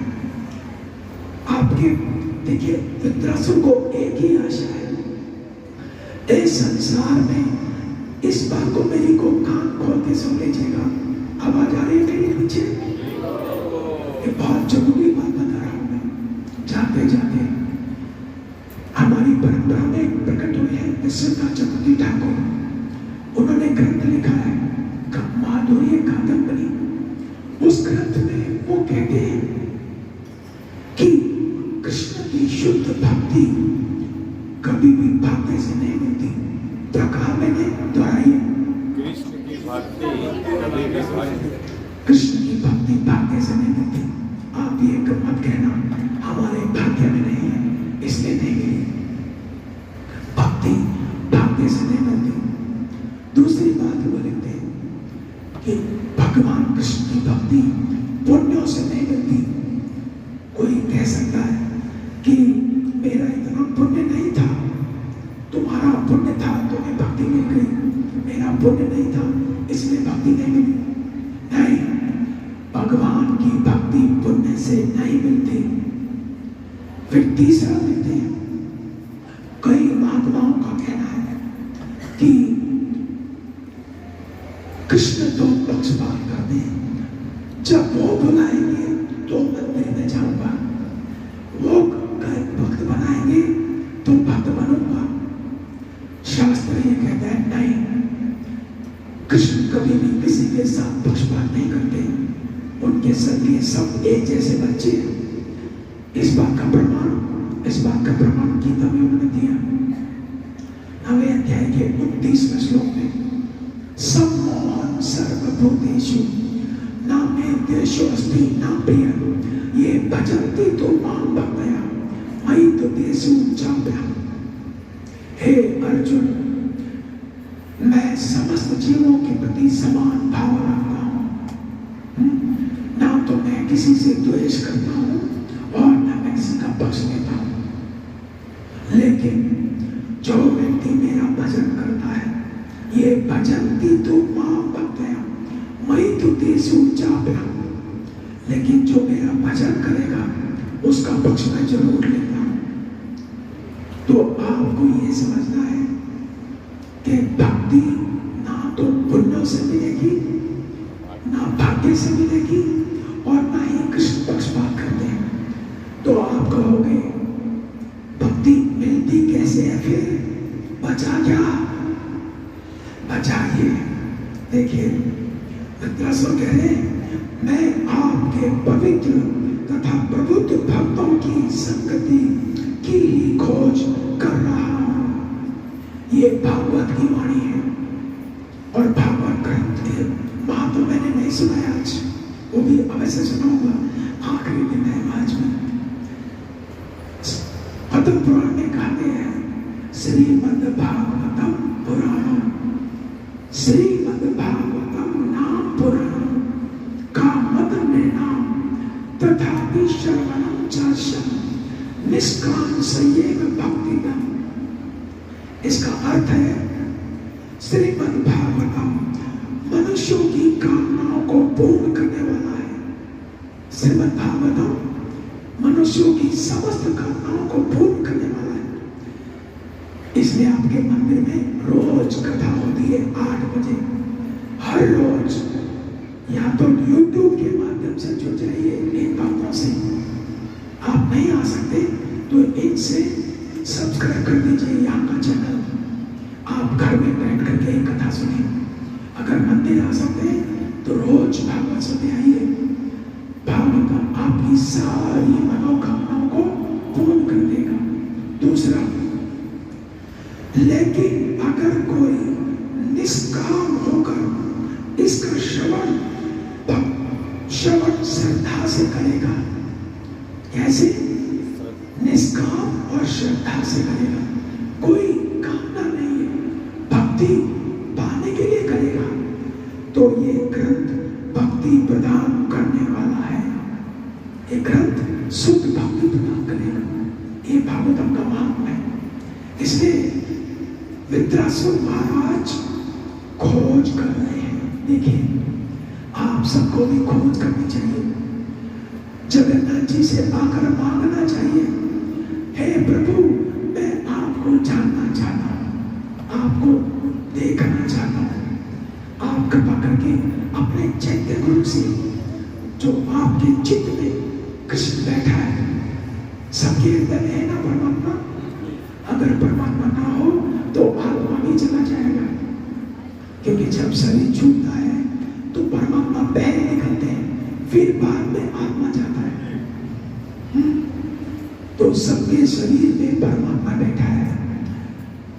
क्योंकि आजकल क्या है कि साधुओं के देश में भी बहुत सारे ढोंगी लोग आ गए हैं, वो पैसे के लिए कथा सुनाते हैं। हम जब यहाँ पर आए थे, आप इन आयोजकों से पूछ सकते हो कि प्रभु जी कितने रुपए का ठेका हुआ था इस कथा सुनाने का। गला बैठ गया, शायद लाखों रुपए मिलेंगे, फिर भी कथा सुना रहे नहीं।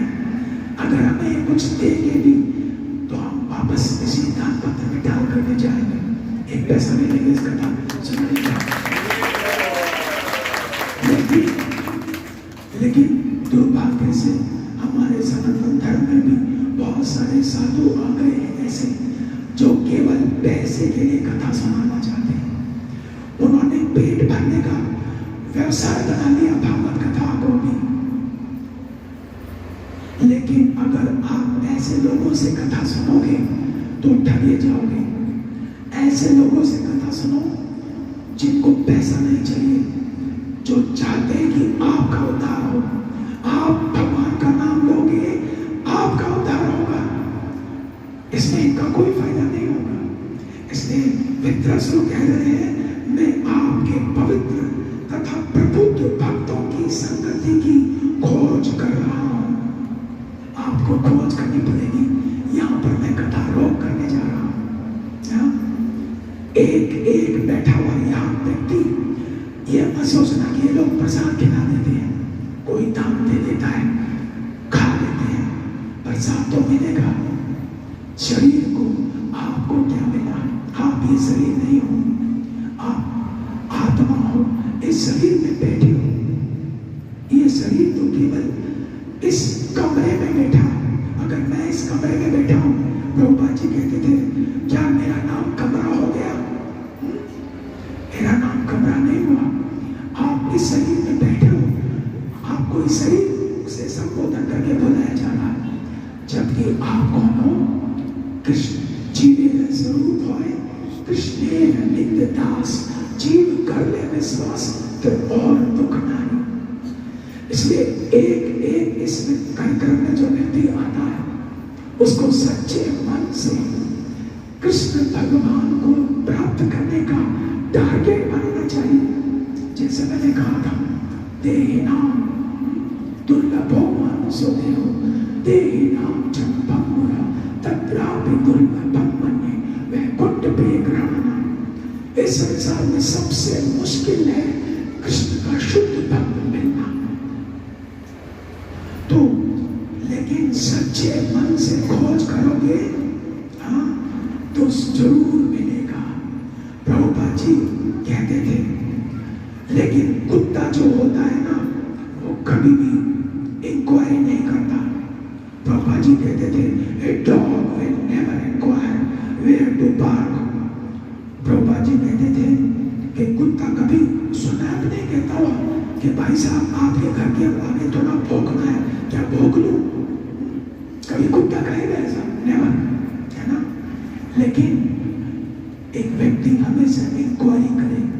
इसलिए वेदांत सूत्र में कहा गया, अथातो ब्रह्म जिज्ञासा, नाउ गो एंड इंक्वायर। वेदांत सूत्र का ये पहला सेंटेंस है। अथातो मीन्स नाउ, अथातो ब्रह्म जिज्ञासा, now go and inquire who is God and who am I. कौन भगवान है, कौन मैं, और मेरा उस परम पिता के साथ क्या संबंध है? ये खोज आप आपको करनी पड़ेगी अगर अपना भला चाहते हो तो, अपना सुख चाहते हो तो। और ये खोज किए बिना अपने शरीर छूट गया तो आप फिर से उसी जाल में फंस जाओगे, जन्म मृत्यु का जाल। तो कह रहे हैं मैं आपकी बहिर्गत शक्ति माया के प्रभाव से अपने शरीर, देखिए अपने शरीर, अपनी पत्नी, अपना संतान, अपना घर के प्रति मेरी आसक्ति बनी हुई है। हम सब इसी लेवल पर है ना सब लोग। अपनी पत्नी भी प्यारी है, अपनी पत्नी का अगर कोई खर्चा आ जाए तो शादी आ जाए, अगर पत्नी ने बोला 10,000 की साड़ी लूंगी तो कितने की साड़ी दिलाओगे? 10,000 की दिलाओगे। बच्चे ने कहा 15,000 का सूट चाहिए, 15 का दिलाओगे, है ना? लेकिन भगवान के लिए अगर आपने इतना हृदय नहीं दिया तो आप मृत्यु के जाल में फंस जाओगे। आगे कहते हैं किंतु मैं, आप मेरे मुझे बोलिए किंतु मैं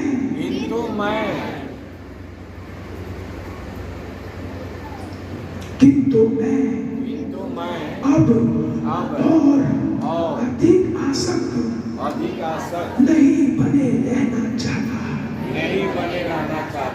आज तारीख है, अब मैं बोल रहा हूँ, आज तारीख है 5 मई 2024, शाम के 9:38 और 54 सेकंड पर आप संकल्प लो, हाथ उठा करके अब मैं और अधिक आसक्त नहीं बने रहना चाहता हूँ। मेरा मन मेरी चेतना मेरा सब कुछ आपके ही प्रति अनुरक्त रहे। हरे कृष्णा। तो ये संकल्प सबको लेना, ठीक है? हरे कृष्णा।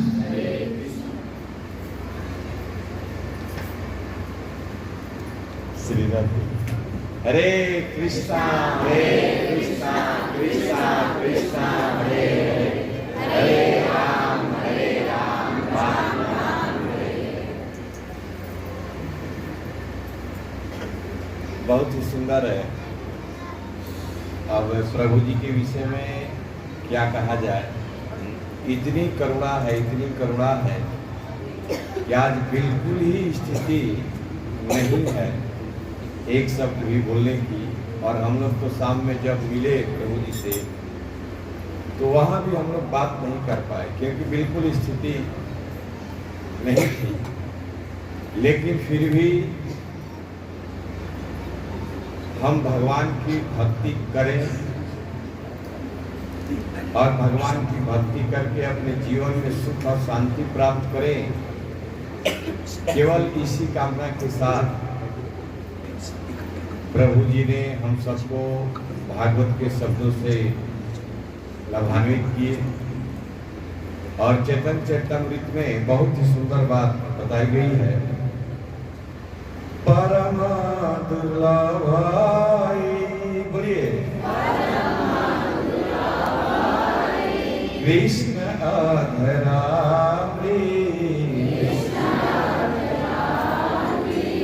तहाँ जे पाई तारा जीवन सफल। परम दुर्लभ ही कृष्ण अधरामृत जो भगवान ने सुंदर उपदेश दिया भगवत गीता में, श्रीमद् भागवतम में और अलग अलग शास्त्रों के माध्यम से, ये अमृत के समान है जो कि संसार के जीवों के लिए, जैसा प्रभु जी बताए कि सब कुछ हम संसार में सब कुछ प्राप्त कर सकते हैं, धन प्राप्त कर सकते हैं, गाड़ी बंगला सब कुछ, परिवार स्वजन बंधु बांधव, लेकिन वास्तव में जिसको प्राप्त करने के लिए हमें शरीर मिला वही नहीं प्राप्त कर पाए। परम दुर्लभ ही कृष्ण अधरामृत भगवान के मुखारबिंद से निकले हुए ये भागवत के शब्द गीता। तहाँ जे पाई तार जीवन सफल। जिसने अपने जीवन में भगवान की भक्ति को पा लिया, जिसने अपने जीवन में भगवान के नाम को आश्रय बनाया, उसी का जीवन सफल है। प्रभु जी बताए कि आज संसार में जीवों का केवल और केवल एक ही आश्रय है, वो है भगवान की भक्ति, भगवान का नाम। और हम लोग इसको अपने जीवन में आधार बनाए। धृतराष्ट्र कहते हैं कि हे हमारे जीवन के जीवन आधार। तो प्रभु जी ऐसी स्थिति में भी, न बोलने की स्थिति में भी हम सबको ये सुंदर ज्ञान दिए कि हम लोग भगवान की भक्ति करें, भगवान के नाम को आश्रय बनाएं। नहीं तो क्या होगा कि जैसे महिषासुर, जिसके अंदर भोग भोगने की इच्छा है, लेकिन देवी के द्वारा 3 प्रकार के ताप के रूप में त्रिशूल के द्वारा छाती में प्रताड़ित हो रहा है, दुखी हो रहा है। ऐसे ही हम सब जीव जब तक अपने जीवन में भगवान के नाम और भगवान के भक्ति को आश्रय नहीं बनाएंगे, तब तक प्रकृति के द्वारा, प्रकृति के 3 गुणों के द्वारा, 3 तापों के द्वारा सताए जाएंगे, दुखी होते रहेंगे और बार बार इस संसार में सुखी होने का प्रयास करेंगे। लेकिन हम जितना अधिक प्रयास करेंगे, उतना ही अधिक हम फंसते जाएंगे। जैसे आचार्य उदाहरण देते हैं दलदल का। दलदल में अगर कोई व्यक्ति गिर जाए और दलदल से बाहर निकलने का प्रयास करे, जितना ही प्रयास करेगा उतना ही और फंसता जाएगा। इसलिए जीवों का एकमात्र आश्रय हरिनाम, भगवान की कथा, भगवान के भक्तों का संग। प्रभु जी बहुत सुंदर बात बताए कि हमारे भाग्य में कृष्ण की भक्ति नहीं है, ऐसा नहीं है, और नहीं हमारे कोई पुण्य में बल है। तो फिर भगवान की भक्ति कैसे है? तो शुद्ध भक्तों की संगति में। आज किसी से पूछिए कि आपके जीवन में कृष्ण की भक्ति कैसे आएगी, कैसे आप भगवान का भजन करने लगे, तो अमुक प्रभु जी ने हमें बताया किसी न किसी भक्त का योगदान है, जिसके फलस्वरूप आज हम लोग भगवान की भक्ति में जुड़े हुए हैं। हमारा अपना भाग्य, हमारा अपना पुण्य, इसमें सहयोग नहीं है। इसलिए जैसे धृतराष्ट्र ऐसे विशुद्ध साधु का संग खोज रहे हैं, ढूंढ रहे हैं, ऐसे हमें भी प्रयास करना चाहिए कि हम ऐसे शुद्ध भक्तों की संगति प्राप्त करें, और जब भी जीवन में मौका मिले, ऐसे शुद्ध साधु के मुख से भागवत कथा सुनने का अवसर मिले, तो अपने सारे कार्यों को तिलांजलि देकर समय पाकर हम अपने जीवन को सफल बनाने का प्रयास करना चाहिए। और यह कारण कृपा प्रभु जी के द्वारा, कोई स्वार्थ नहीं कि गला खराब है लेकिन क्या है कि 1 लाख रुपया देना है, तो गला खराब है फिर भी प्रवचन करना है। प्रभु जी कह सकते थे कि आज हमारी तबीयत ठीक नहीं है और हम लोग देखे भी, क्या है कैंसिल करना कोई बड़ी बात नहीं है, आज कथा नहीं होगी, 1 लाख में कर सकते थे। लेकिन कितनी बड़ी कृपा है, हम क्या देकर उत्तीर्ण कर सकते हैं? केवल एक ही दान प्रभु जी भी मांग रहे हैं। जैसे नित्यानंद प्रभु से चेतन महाप्रभु कहेगा, नित्यानंद प्रभु घर घर जाकर हरिनाम करो, हरिनाम करो। बहुत सुंदर भजन में बता रहे हैं। तो प्रभु जी भी हम सबसे यही मांग रहे हैं कि हम लोग अपने जीवन में जीवन के आधार कृष्ण को बनाएं, कृष्ण के नाम के आश्रय को स्वीकार करें, भगवान की भक्ति करें, भगवान को भोग लगाकर प्रसाद पाएं, 4 नियम का पालन करें और भक्तों के संग में रहकर अपने जीवन के परम लक्ष्य को प्राप्त करने के लिए, नहीं तो फिर कितना 1.25 करोड़ कहना आसान है, लेकिन इसको रियलाइज करना, 1.25 करोड़ जन्म के बाद कहीं ये मनुष्य का शरीर मिलेगा, और इसी तरह अगर व्यर्थ गंवा दिए तो फिर इसका और कोई जिम्मेवार नहीं है, हम स्वयं नहीं होंगे। इसलिए हमें गंभीरता पूर्वक इन शब्दों पर चिंतन मनन करके अपने जीवन में इसे सुधार करना होगा। तो आइए हम सब बहुत ही हरे कृष्ण। तो हर रोज आप प्रश्न पूछते थे, आज मैं प्रश्न पूछने जाऊंगा आप सब आप बताइए, भक्ति भाग्य से मिलेगी? नहीं। भक्ति आपके किसी पुण्य कर्म से मिलेगी? क्या भगवान पक्षपात करते हैं, किसी को देते हैं किसी को नहीं? तो भक्ति कैसे मिलेगी? भक्तों के साथ, भक्तों का संग करोगे श्रद्धा के साथ तो भक्ति मिलेगी। ठीक है। दूसरा, मैंने जो भिक्षांतर मांगा आपसे दक्षिणा, वो ये कि हमारे डॉक्टर विश्वम्भर प्रभु, मैं यहाँ पर आकर के इनसे प्रभु जी से बहुत कुछ सीख के जा रहा हूँ कि इतना सुंदर भाव उनका, सबको लगता है कि बबुआ के पिता है वो, बबुआ के जितने भी लोग हैं उनके सच्चे पिता डॉक्टर साहब हैं। सबके लिए वही भाव, सबकी चिंता कर रहे हैं, सबका भला चाहते हैं, सब कुछ सोचते हैं कि ये भक्त बन गया है। बस अगर आप अच्छे भक्त बन गए तो ये असली पिता के प्रति आपकी अच्छी दक्षिणा होगी। तो ऐसे व्यक्ति बहुत कम मिलते हैं संसार में। ऐसे लोगों के कारण ये संसार चल रहा है, नहीं तो ये संसार कब का मिट चुका होता। तो मैं प्रभु जी से प्रार्थना करूंगा ये बनाए और ये प्रसादी माला ग्रहण करें। हरे कृष्णा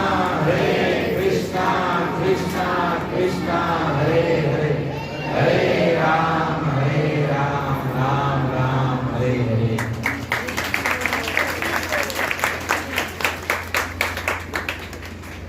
और मैं अपने गुरु महाराज की वाणी आपको सुनाना चाहूंगा।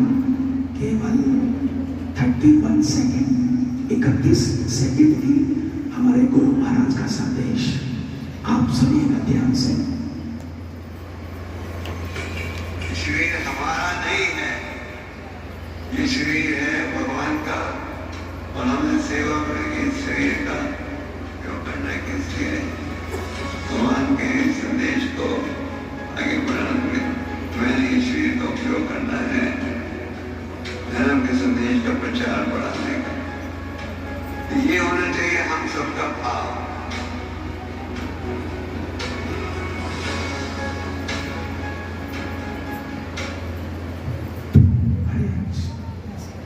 गुरु महाराज जी बता रहे हैं कि शरीर हमारा नहीं है, और इस शरीर का उपयोग जिसने शरीर दिया है उनकी प्रसन्नता के लिए, उनके प्रचार में इस शरीर का उपयोग होना चाहिए। आज हम लोगों के बीच से इस होलीडेज परम पूज्य गोपाल कृष्ण गोस्वामी महाराज, जो कि प्रभु जी के गुरु जी हैं, हिज ग्रेस नरहरि करुणा प्रभु जी के गुरु जी हैं, और हम सब के गुरु जी हैं, जो आज अपनी लीला को, कार्य को समाप्त करके नित्य भगवान के धाम में प्रवेश कर गए, चले गए। बहुत सुंदर प्रभु जी बात बताए, जो कि भगवान के नित्य लीला में गोपाल मंजरी है, राधा रानी की सेविका, और भगवान अपने पार्षदों को, अपने मंजरियों को इस पृथ्वी पर भेजते हैं अपने किस कार्य को पूरा करने के लिए, और कार्य पूरा होने के बाद पुनः अपने पास बुला लेते हैं।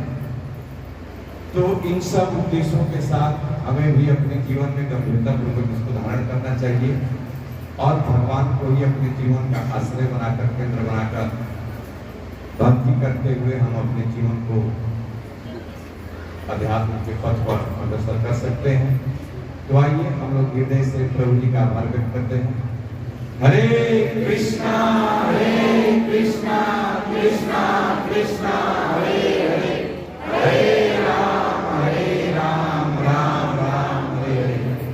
साथ ही साथ प्रभु जी की धर्म पत्नी नाम आदि लीला माता जी और प्रभु जी के बड़े भाई नीलमणि प्रभु जी, सुपुत्र मधुर कृष्ण और साथ में प्रभु जी हैं रघुराम प्रभु जी, राजा राम रघुराम प्रभु जी बहुत ही हम्बल। और जैसा कि प्रभु जी बताए तो देवताओं के पूर्ण भक्तों के अंदर वास्तव में छलक जाते हैं, दिख जाते हैं। तो इन सभी प्रभु जी का, माता जी का और साथ ही साथ आप सभी उपस्थित वैष्णव भक्त वैष्णव माताओं का भी हम अपने इस्कॉन सेंटर की तरफ से, अपने भक्तों की तरफ से हार्दिक आभार व्यक्त करते हैं। हरे कृष्णा कृष्णा कृष्णा हरे हरे, हरे राम राम राम हरे हरे। साथ ही साथ हमारे जो इस इस्कॉन सेंटर की प्रसादन टीम है, देवव्रत प्रभु जी के सानिध्य में जो चल रहा है, प्रताप प्रभु हैं और उनके भाई भानु प्रभु और देवव्रत प्रभु और भी जो भक्त है, नाम मैं भूल रहा हूँ, स्मरण नहीं आ रहा अभी, सारे भक्तों का हम हरे कृष्ण महामंत्र से आभार व्यक्त करते हैं, जो कि प्रतिदिन सुबह और शाम दोनों टाइम में 2 बजे 1 बजे दिन में आकर सेवा करते हैं और समय से प्रसाद रेडी करते हैं। तो इन सभी भक्तों का हम हरे कृष्ण महामंत्र से आभार व्यक्त करेंगे। हरे कृष्णा कृष्णा कृष्णा हरे हरे, हरे राम राम राम हरे। साथ ही साथ जो हमारे मंदिर के पुजारी जी हैं, ब्रजभूषण प्रभु और विवेक प्रभु, दुर्लभ भक्ति प्रभु और जो माताओं का टीम है, जो कि बहुत ही सुंदर तरीका से प्रतिदिन जगन्नाथ बलदेव सुभद्रा जी का अलग अलग रूप में श्रृंगार करती है और हम लोग भगवान के सुंदर रूप का बहुत आसानी से दर्शन कर पाते हैं, अपने जीवन को सफल कर पाते हैं। ऐसे ब्रजभूषण प्रभु और उनके पूरे टीम का हम हार्दिक आभार व्यक्त करते हैं महामंत्र से। हरे कृष्णा कृष्णा कृष्णा हरे हरे, हरे राम राम राम हरे हरे। अभी पुष्पांजलि होगा गुरु महाराज जी का, और पुष्पांजलि के बाद जो जहां है यहाँ से मंत्र बोला जाएगा और जब इति पुष्पांजलि बोला जाएगा तो वहां से एक हाथ से दूसरे हाथ में रख लेंगे, वहां से फेंकेंगे नहीं। जैसे इस हाथ में पुष्प ले लिए और जब यहाँ से मंत्र बोला जाएगा और इति पुष्पांजलि किया जाएगा तो प्रभु जी बता रहे हैं कि इस हाथ से थोड़ा सा पुष्प इस हाथ पे ले लेना है और इस तरह से 3 बार करना है और तीसरी बार में पूरा फूल एक हाथ से दूसरे हाथ में रख लेना है। क्योंकि हमारे हाथ महाराज जी तक नहीं पहुंच सकते, लेकिन महाराज जी के हाथ, महाराज जी की दृष्टि हमारे तक आसानी से पहुंच सकती है, इसलिए महाराज जी स्वीकार करेंगे। तो अभी हम लोग पुष्पांजलि करेंगे और लास्ट में बारी बारी से एक दूसरे को दे भी सकते हैं कि मेरा भी फूल ले जाकर महाराज जी के चरणों में समर्पित कर दीजिएगा। ऐसे करके भी आप लोग एक दूसरे को देकर यहाँ तक पहुँचा देंगे, ठीक है।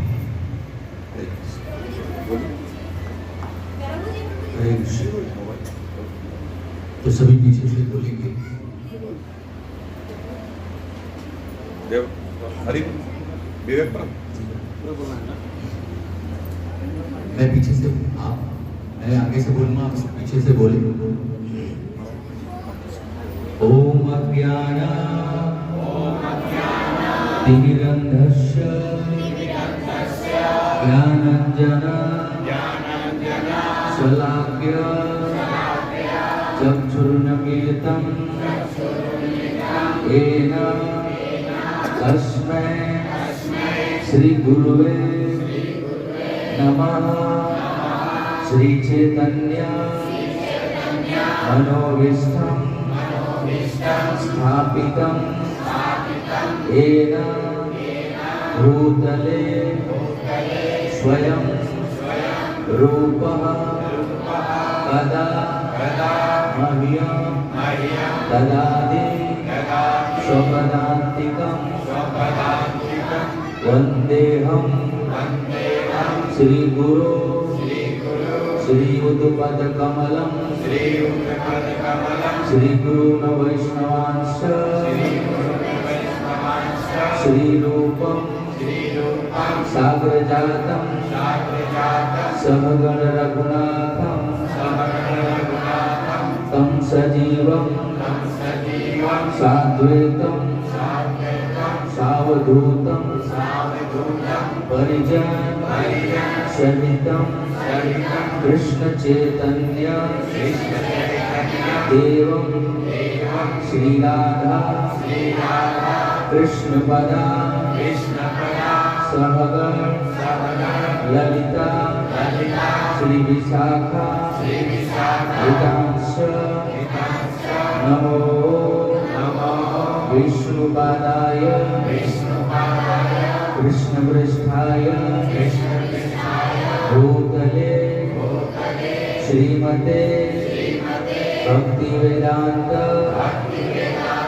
स्वामिने इति नामिने नमस्ते सरस्वती देवे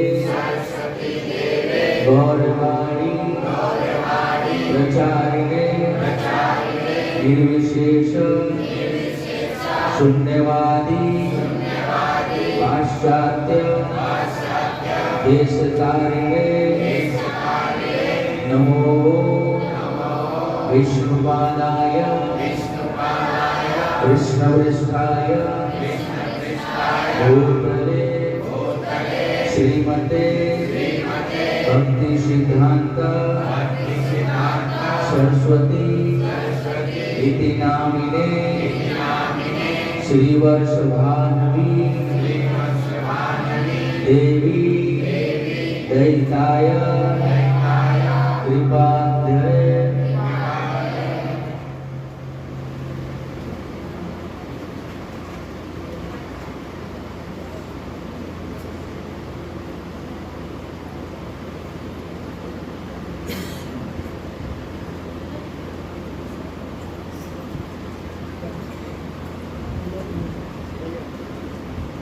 नमो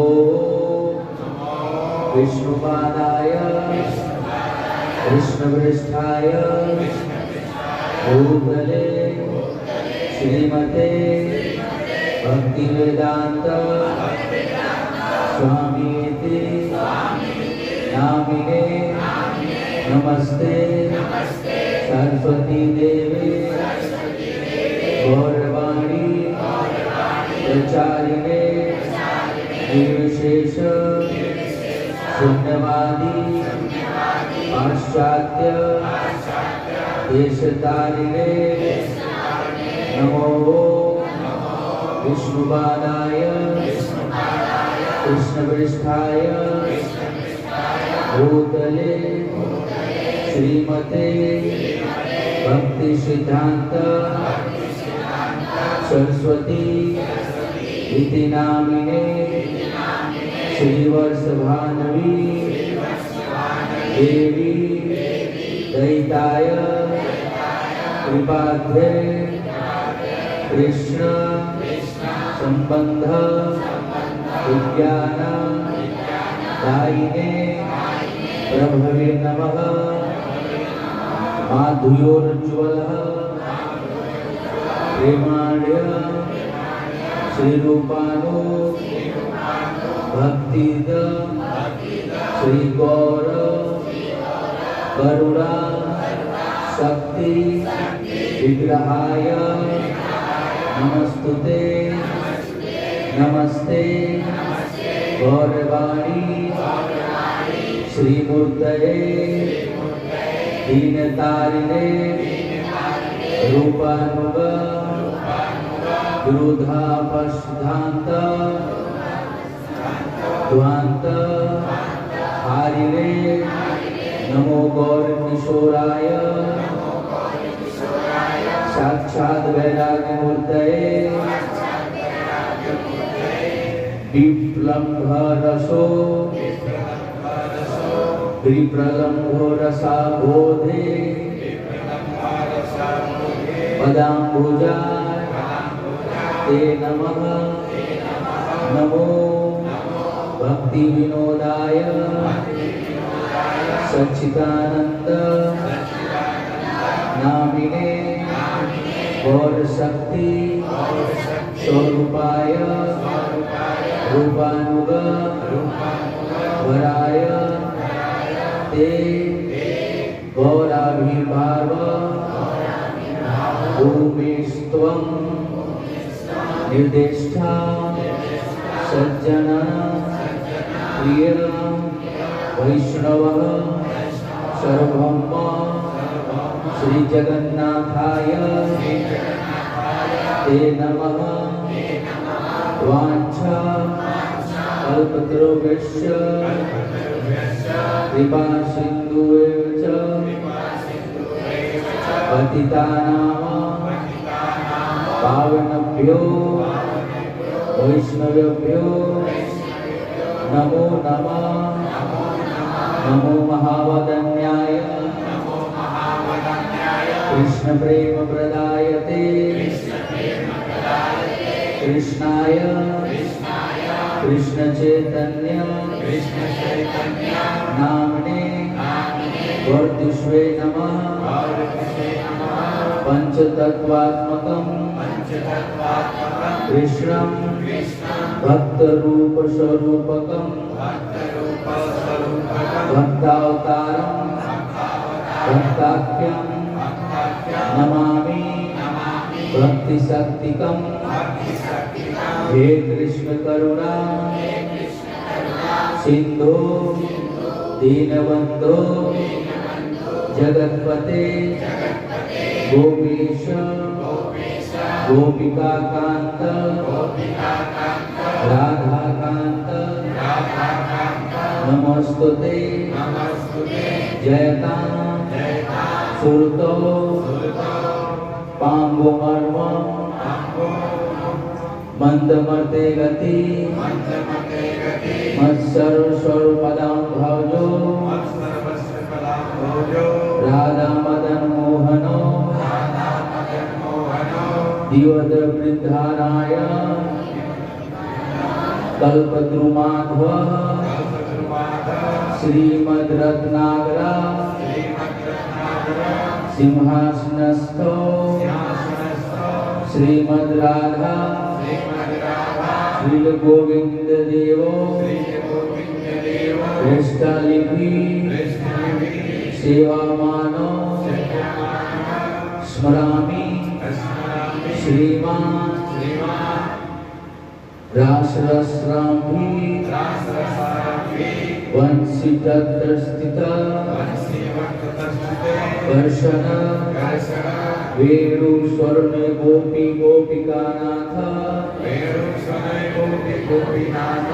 श्रीयस्तुनः भक्त कांचन गौरांगी राधे वृंदावनेश्वरी वृषभानुसुते देवी प्रणमामि हरि प्रिये श्री कृष्ण चैतन्य प्रभु नित्यानंद श्री अद्वैत गदाधर श्रीवासादि गौर भक्त वृंद। अब जो प्रणाम मंत्र बोलेंगे गुरु महाराज का है, उसके बाद हम लोग इति पुष्पांजलि बोलेंगे। नमो विष्णुपादाय कृष्णपृष्ठाय भूतले नमो विष्णुपादाय कृष्णपृष्ठाय भूतले नमस्ते सरस्वती देवी गौरवाणी प्रचारिणे नमस्ते सरस्वती देवी गौरवाणी प्रचारिणे निर्विशेष शून्यवादी पाश्चात्य देश तारिणे नमो विष्णुपादाय कृष्णपृष्ठाय भूतले श्रीमते गोपाल कृष्ण गोस्वामी इति नामिने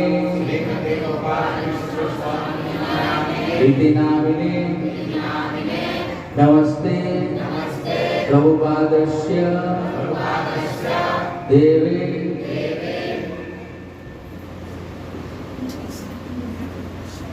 प्रभुपादस्य साहित्यं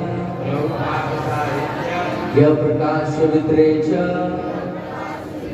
प्रचारं कृतवान् साधु भगवत् पदायते नमः इति पुष्पांजलि समर्पयामि। नमो विष्णुपादाय कृष्णपृष्ठाय भूतले नमस्ते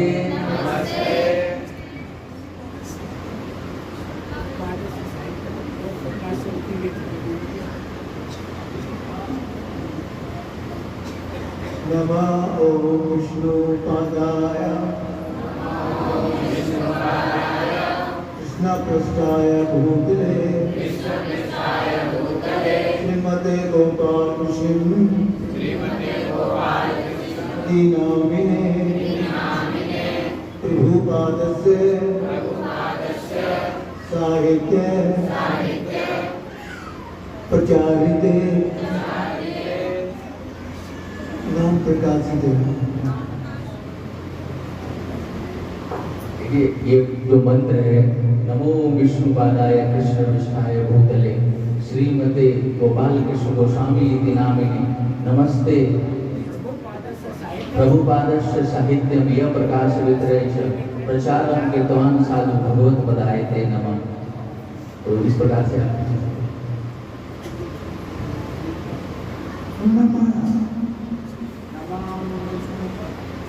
आवाज बढ़ाइए, उसका प्रोग्रेस आवाज बढ़ाइए। आप बोलिए,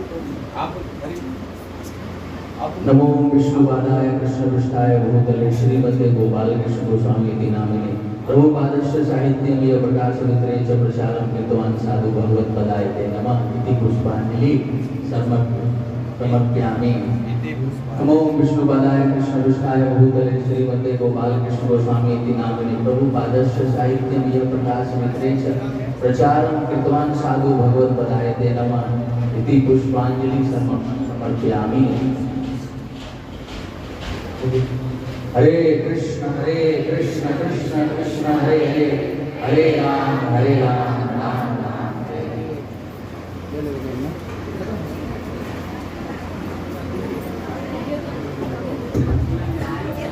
माता जी लोग पीछे जो है वो लोग अपने आगे के भक्त को बढ़ाते जाए।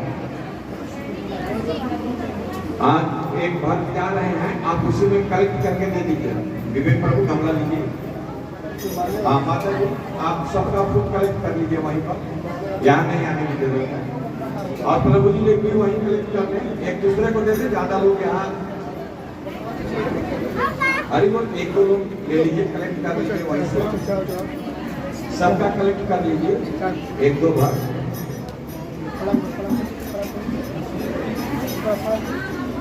और आज का सेवा भी बोलना था, मैं भूल गया, लेकिन अभी मैं बोल देता हूँ।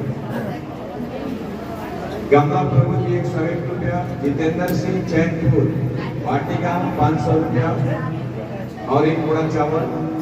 लाल बहादुर प्रभु जी 100 रुपया, जयकी विश्वास 100 रुपया, गोविंद शर्मा 200, बेरजूसा 2 बोरा चावल।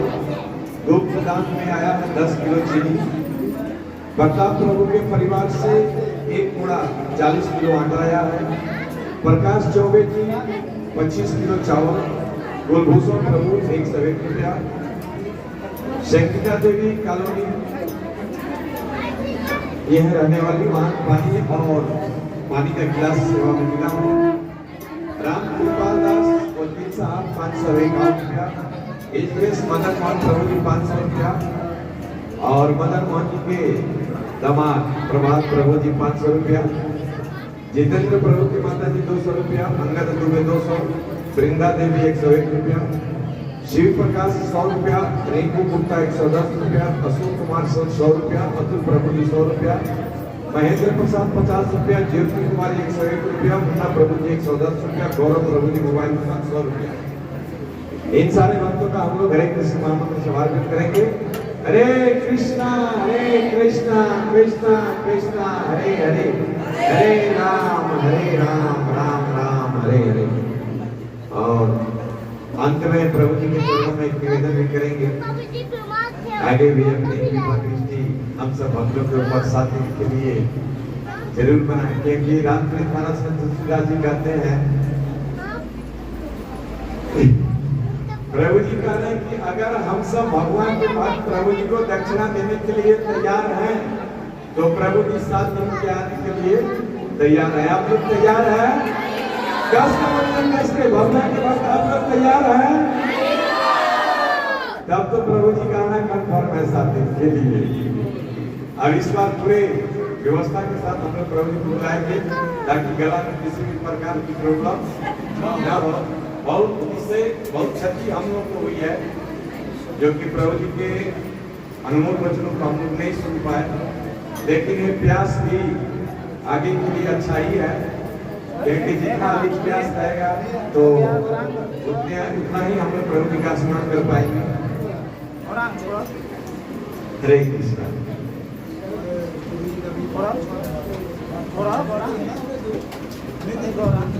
हरे कृष्णा। और प्रभु जी हमारे यहाँ पे इनका नाम भी देखिए कितना सुंदर है, राम श्याम दास। प्रभु जी जो उच्चारण करते हैं इनको भी हम भुला नहीं पाएंगे, इनका भी हम बहुत ही तहे दिल से स्वागत करते हैं हरे कृष्ण महामंत्र के द्वारा। हरे कृष्णा कृष्णा कृष्णा हरे हरे, हरे राम राम राम हरे हरे। श्री राम श्याम दास प्रभु जी की हरे कृष्णा। बहुत बहुत धन्यवाद।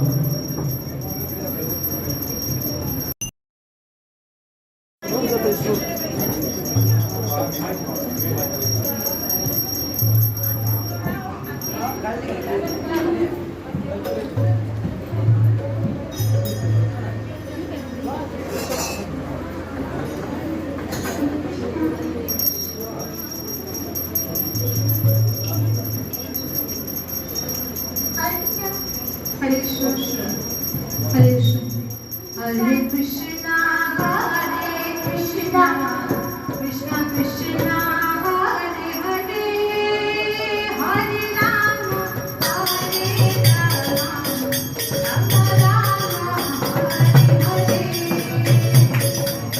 कृष्णा हरे कृष्णा